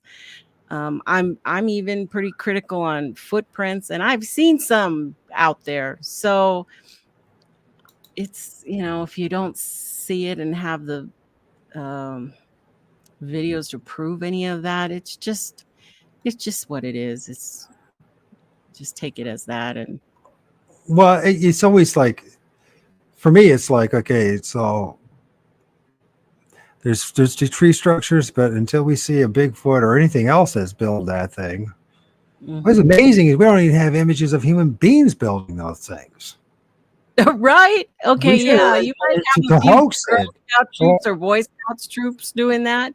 Right. We don't even have that to have like say, well, definitely it's a human being doing it. So what is doing it? Right. You know what I mean? That's a good question to put in the back of your. Well, we know that loggers will take trees and flip them upside down as markers, okay, with the roots up. We know that because they've confirmed that. But people want to say Bigfoot are doing that. Maybe a Bigfoot has done one, a big, strong ass one, like really, really big one. But people will take trips to that place up in Alaska just to go look at that. Is it Alaska or is it somewhere else? Where is it? Yeah, it's Alaska that happens there. Yeah, sure. So the thing is, in the day, and I know it's going to upset a lot of people, and every time I talk this way, people just drop off my channel because they don't want to hear it, the honest discussion. And that is, listen, maybe that's why we do need a little more people out in the boots on the ground and actually doing, until we actually can film a Bigfoot building a big tree structure, you cannot definitively say a Bigfoot's doing it. Now, here's the other problem: is the pill authority again, where you have all these people who are playing the guru or the wise person, or whatever it may be. You call them medicine woman, medicine man, whatever, the elder, whatever. They'll say that that's so, but still we're still in a situation where it's somebody claiming it's so, but there's no evidence that it's so. And that's just me, I'm trying to be as honest as I can about the situation. There seems to be a correlation with Bigfoot and tree structures, but no one's seen, and to this day, no one's ever demonstrate. We got one video from Thinker Thunker that looks like it was a very shadowy figure that potentially could be a Bigfoot that's pole vaulting a tree. But that's about as close as we got to anything that's of evidence that a Bigfoot is building any kind of structure, which is not any evidence of Bigfoot building structure. It's a large shadowy being that we're thinking is a Bigfoot that's throwing a big long tree trunk, pole vaulting. At least that's what it looks like. Right. Possibly. Yeah. I know which one you're talking about. We've got a couple of videos that have been disputed as hoaxes where they went out and they shook the tree and all you see is a black figure shaking a tree and stuff like that. But it's hard, right? It's going to be hard. And in 50 years, over 50 years, people are going back to the P&G film. We should already, with our equipment today, we should have another one of those. And Freeman footage is probably the closest, and people are, again, for and against on that. So where are all those videos? Where are they? That we can't explain, because we can explain the Sonny Vaders, okay, which he in his stuff. We can explain the Mark Anders photos.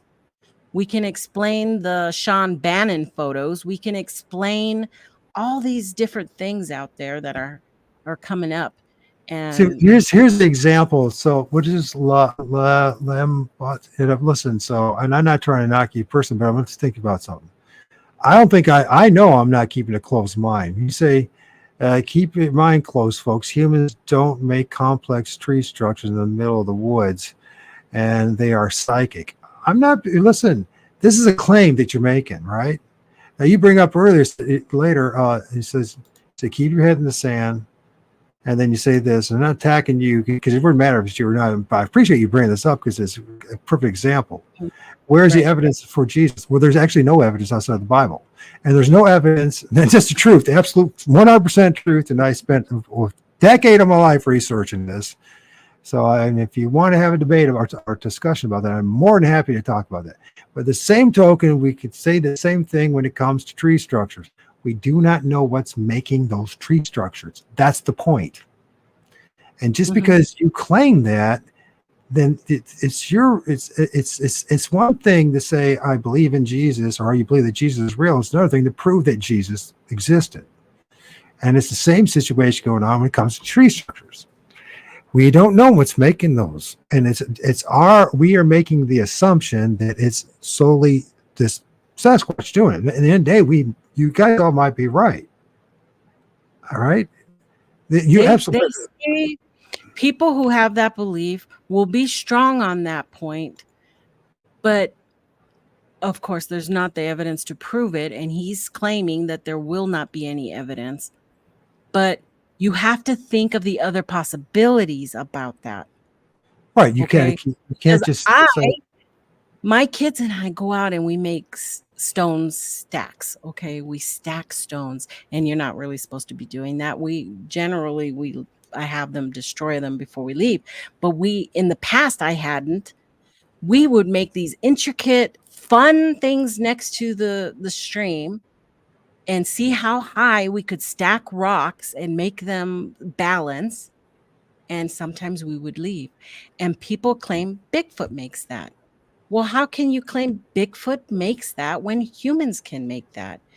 And half of the structures I see in social media can be made by a person. Okay. And you're saying complex. Yeah, because a human being made it. Fight me on that. That's just my opinion, right? It's just, and here, and Ninja here, 1985, and I can't read the other part. Called you, is that what it is? Is that one of your people? Kaiju Ninja, that is Tristan. Tristan is in the Tristan. Hi, Tristan. But this is a true statement with this, what they said here. There's no evidence of Bigfoot doing anything. And that's, by the way, but you're talking to a person who solely, I truly believe I saw Bigfoot and Bigfoot encounters, right? So I'm not Mhm. saying that Bigfoot doesn't exist, but that statement is true. None of us have actually seen a Bigfoot vocalize. Mhm. None of us have seen Bigfoot build a tree Yeah, structure. No one's ever right. seen us do Bigfoot do a tree knock, and etc. So these are honest statements that we're still are dealing with, especially if you're going to try to be honest about the subject. That we have to say until there's some evidence, or at least some. I don't even know anybody's even claimed of either one of those things. I've actually seen a Bigfoot vocalize. I think they've heard Bigfoot actually vocalize. And But Tristan has that's some amazing audio. I will tell you, he's got some really crazy audio that he has taken, I think, mostly up at Bumping Lake. I'm not sure, but um, amazing that you're good. like, huh? I love to hear that. I love to hear. So the thing is, I'm not trying to discourage anyone. I'm trying to remind you that we have a long ways to go in this journey.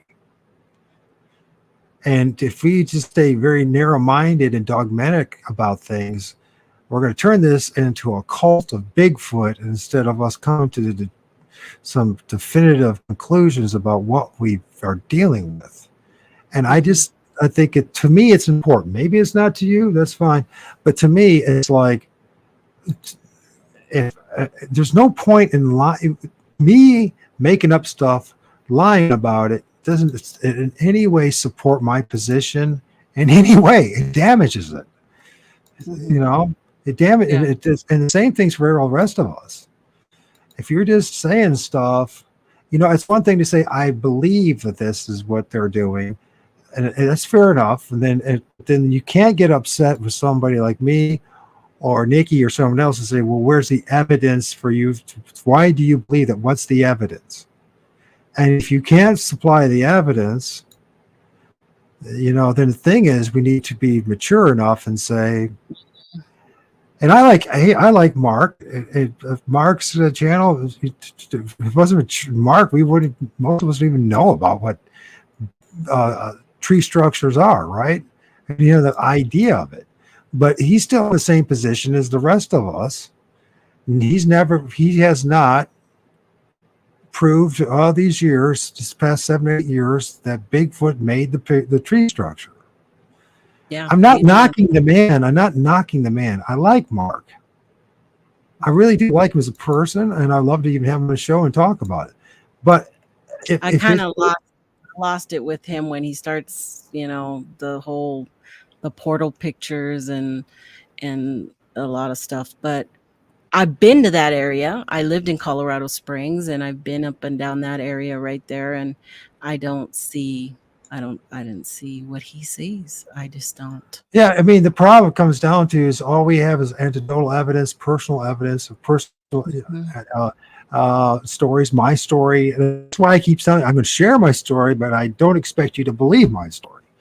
In fact, I would question your sanity a bit if you just blatantly believe my story, especially how bizarre my story is. I'd be like, you sure you're just going to believe that without even having your own experience to at least to kind of Yeah. cooperate with it or anything? I mean, I don't think it's a wise thing to do in any aspect of life. And that's Mhm. part of this tale and what's so wrong about this tale and how there could be, like Native Americans talk about, or indigenous First Nation people and other people talk about trickster spirits or tricksters or whatever you want to call it. We seem to, are we being hoodwinked by something else behind the scenes?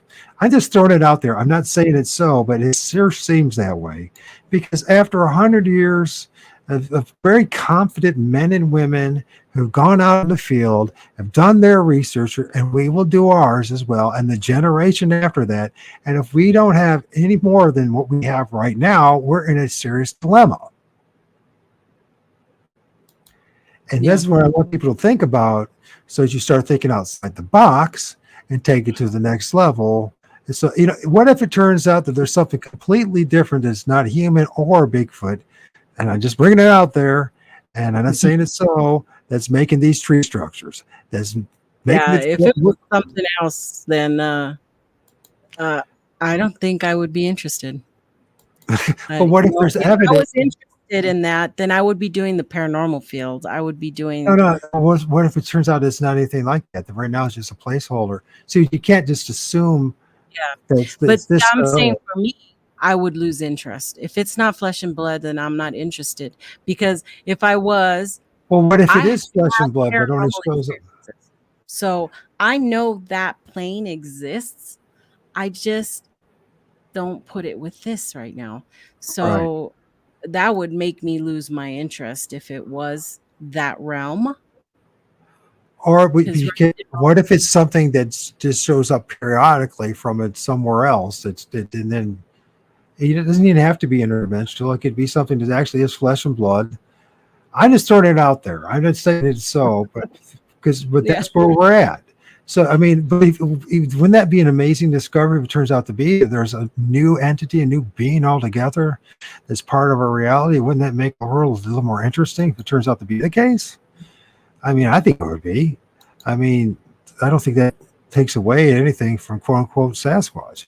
I'm just thinking that I'm just saying that if we get dogmatic about this, we're not much different than a religious person. Hmm. You know? Sorry, I got distracted by the chat. Which I missed.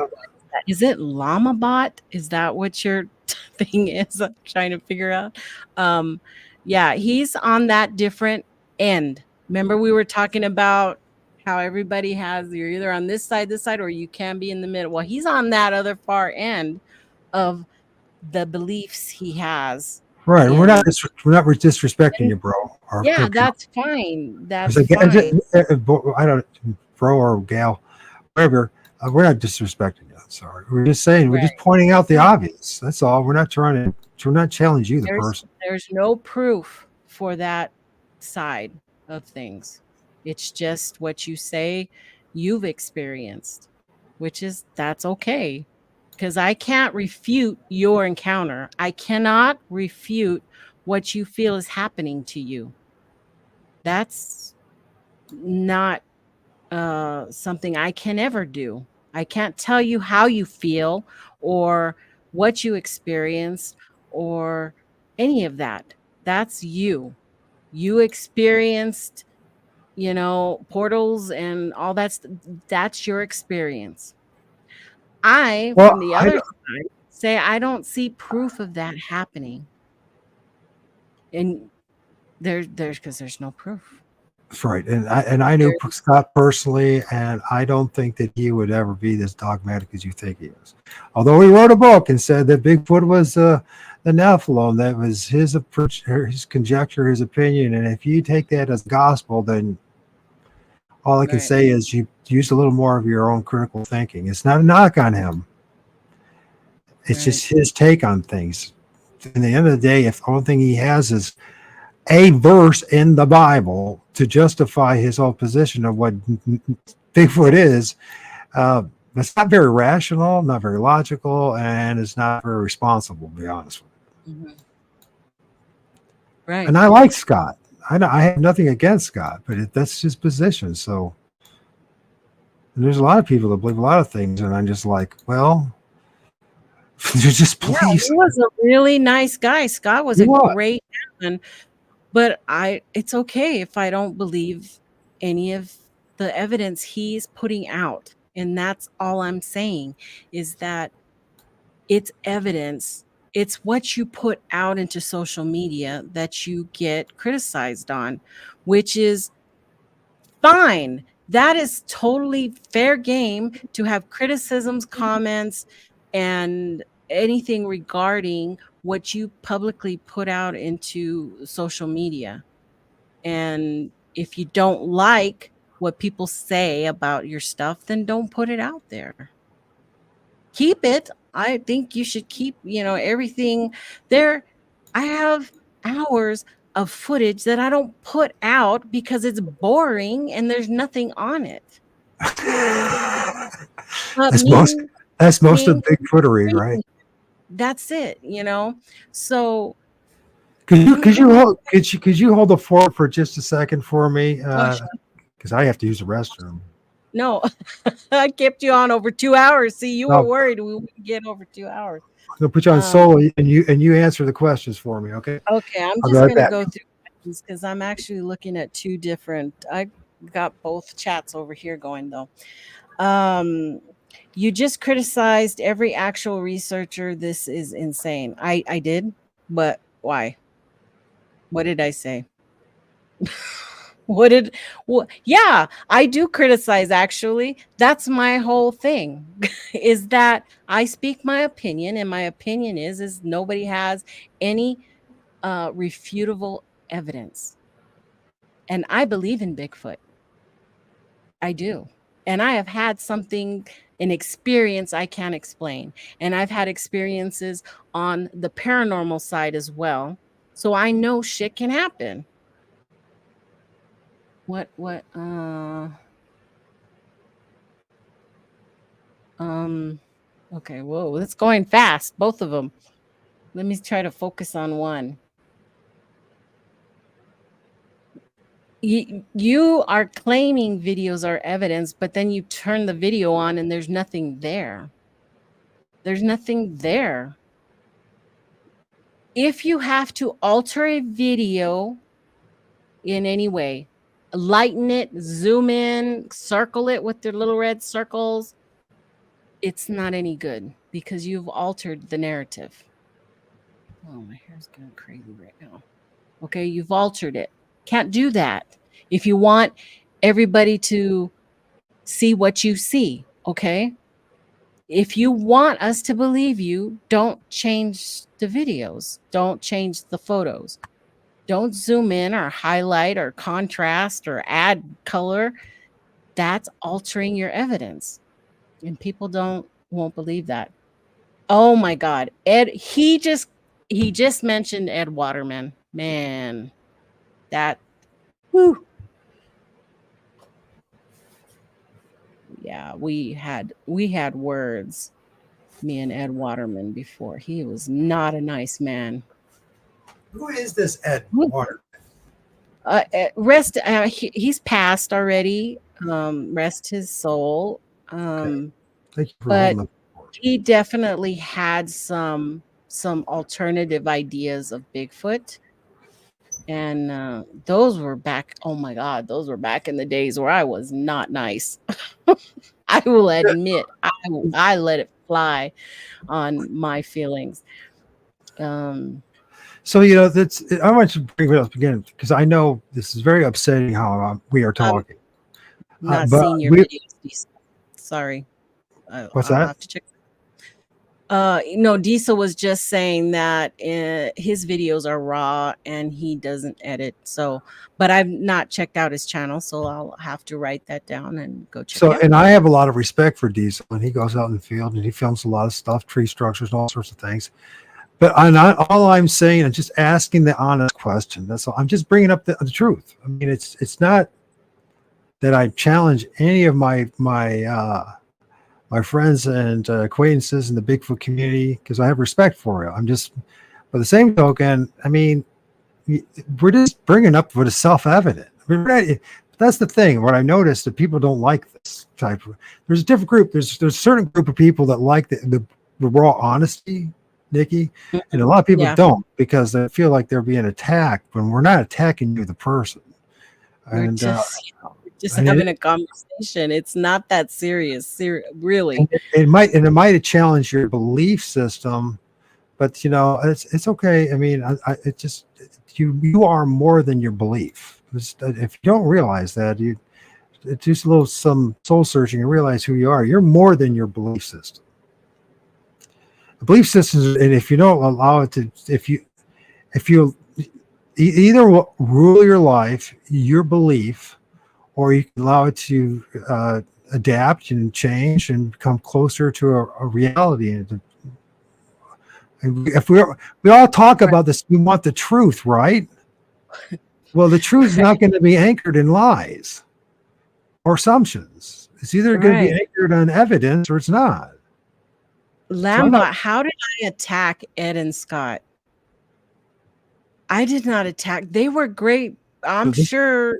I know Scott was a good person, but because I don't believe in any of the photos he put out, that's an attack. That's not an attack. I could do an attack if you would like me to, No, but that's not please what don't. I do. No personal attacks. You know what? Because Yeah, I don't Scott do was a good that. person. Scott was a He good. was a good person. He was real sweet when he talked and stuff. Me not believing in what he produces has nothing to do with the man. It has to do with the production of his put out, what he put You out. just don't agree. You don't agree in his evidence that he presents. You Yeah, don't think his there's nothing evidence wrong will with prove. that. Now, if you are, say, and there's plenty of people in academia who are friends or Oh yeah, ardent disagreeers when it comes to different aspects of principles or whatever philosophy or science or whatever they're in, right? They'll diametrically opposed in how they see, let's say astrophysicists.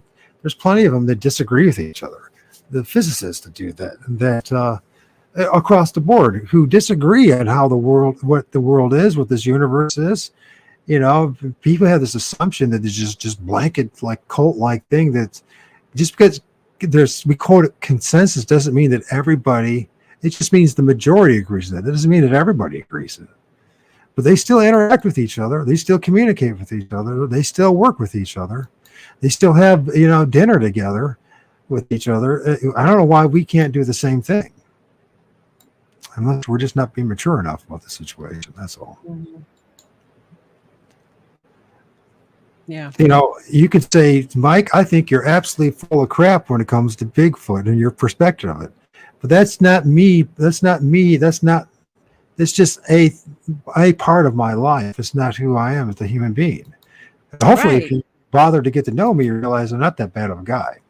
You know what I mean? But that's where the issue comes, is that they want to attach our belief, what we think things are, to who we are, right? Who we are as a person. But this is just such a small part of our lives, this stuff here. And we're allowed to think differently and have our own opinions. It's all good.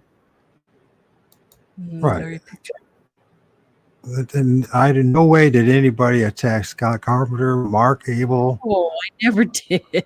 No one. I moved on. When I don't like somebody or what somebody does or shows, I move on. I could care less what you're doing. I talk about it here because he asked me. He brought it up. So I have my opinion about that. But I in no way go and attack people out of nowhere. How did I miss this Ed Waterman? I must know. What was It he was a famous long about? time ago. He was around a long time ago. What And video did he have that everyone keeps talking about that I don't know. Nikki stopped to where? What? What didn't make sense. Nikki Say that again, Joe. Nikki need to stop. I don't know. Doesn't make sense. So anyways, I really appreciate this hour. I know I probably I am someone who's actually in pursuit of the truth. I also know that I've lost a lot of people along the way in my pursuit of the truth. A lot of people, and people don't like what I have to say. But I'm far from closed-minded there, Lambot. I'm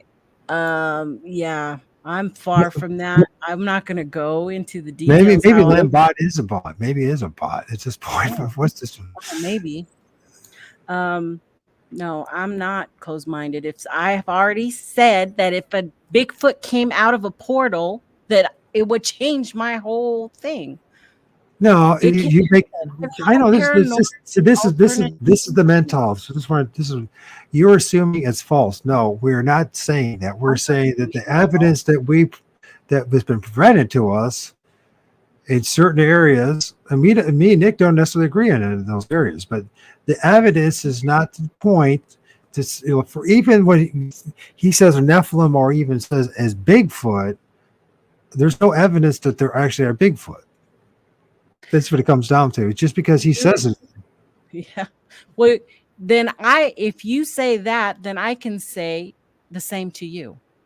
You're assuming my version is false. Okay. Do you see how that works? Ooh, yeah. both ways. Nobody's right or wrong. It's just the way we have our opinions set up. That's it. Okay, JT, thanks for showing up and thanks for support, man.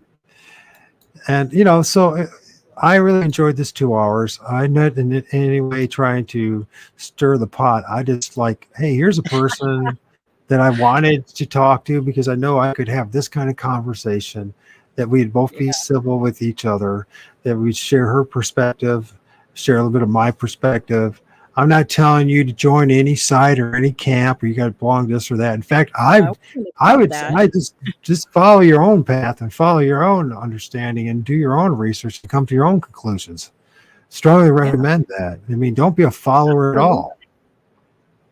Absolutely. Go find out if Scott Carpenter is right about the things that he's filming our Bigfoot. You go do it if you can. If you got the campaign, or go find out, do your own research. Go find out if those tree structures really are coming from Bigfoot.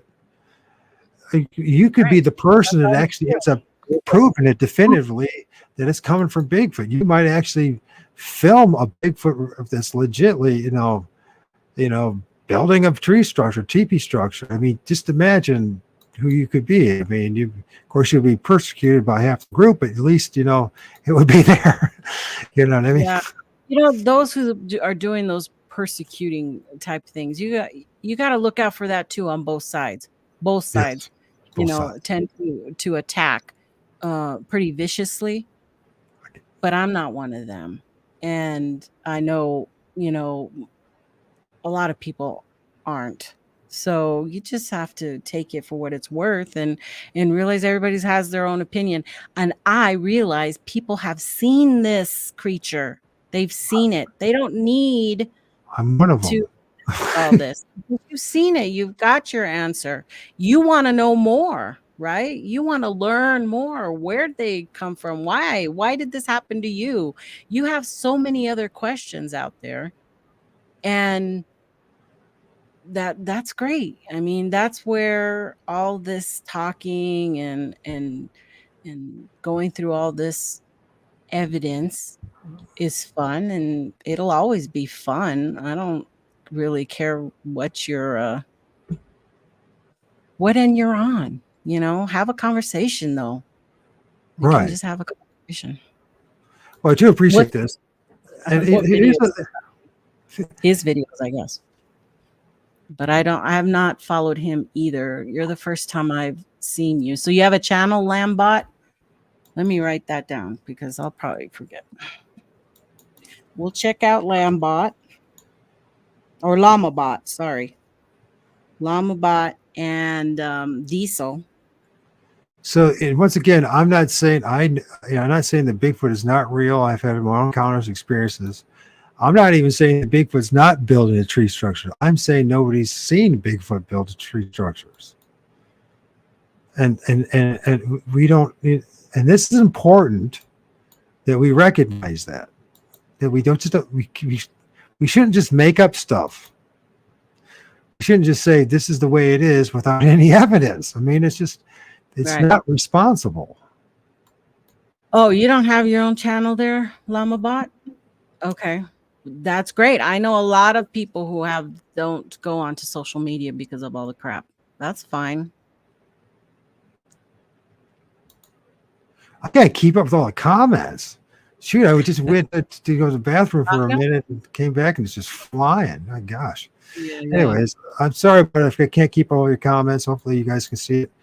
And thank you for joining us. We've been doing this for a little over 2 hours, and I think we got our point across. I'd love to have you come back again, Nikki, and if down the road, and we'll have like a part 2 about our take about things and talk more about this and upset the cart. But we don't mean to upset the cart. We just want you guys to think about stuff. That's what, and we did, right? We got people to think about it, and it's all good. It's all good. Yeah, and just if we could just try not to have this, if we could somehow reverse this and turn this from a belief system back to, let's find out the truth about what we've experienced. Sure. Yep. Maybe it's too much. Maybe there'll always be too much, but maybe there'll be a core of us that will be able to have this honest conversation And I mean, and I am going to interview people that are on both sides of the camp, and with this, hopefully, if it continues with me and JT and the Sasquatch Confessions and friends, and there's going to be people that, I mean, so far we've had 4 episodes, and I don't agree with everything in the guests that they said. I really have to a lot of times have to keep my mouth shut and just restrain myself from asking too many questions. And that's all it is, asking questions, right? I mean, all I manage is asking questions. But that's how they see things. That's what they claim. That's how they see things. It's they claim it's their experience. And I think it's important that we have this dialogue regardless. Right. It's That's regardless. a good one. Kaiju says belief versus science. There's a good podcast there's a good show for you. What, believe first in science? No, versus beliefs versus science. Well, that's what my old channel was before it got taken down. It's called Old Religion Dystopia, Knowing versus Belief versus Knowing. Knowing versus belief. Knowing versus belief. That's what it was. Knowing versus belief. And it's always been my quest. I want to know. I want that knowledge to override the belief. If it doesn't, if I stay stuck in the belief, I've had too many experiences in life where it becomes very damaging. I mean, belief systems have ruined lots of things in my life. Whether religion, politics, all sorts of things, friendships, family, all sorts of stuff. They're just belief. They're nothing more than that. They can't substantiate one way or the other. You have literally persecute each other over it, and wars have been fought over it, and all sorts of insanity has been fought over. And if we just can get back to maybe a little more grounded place to be, maybe I'm delusional. Maybe that's another. Maybe I'm delusional. A whole nother show. Maybe I'm totally delusional, and it's never going to happen. But so, anyways, let me do some here before we close up shop. This once again, Nikki. And that one image you gave me, your logo was too small. It's really small. Oh, was it? Yeah, I probably. We're going to use it here. Sasquatch.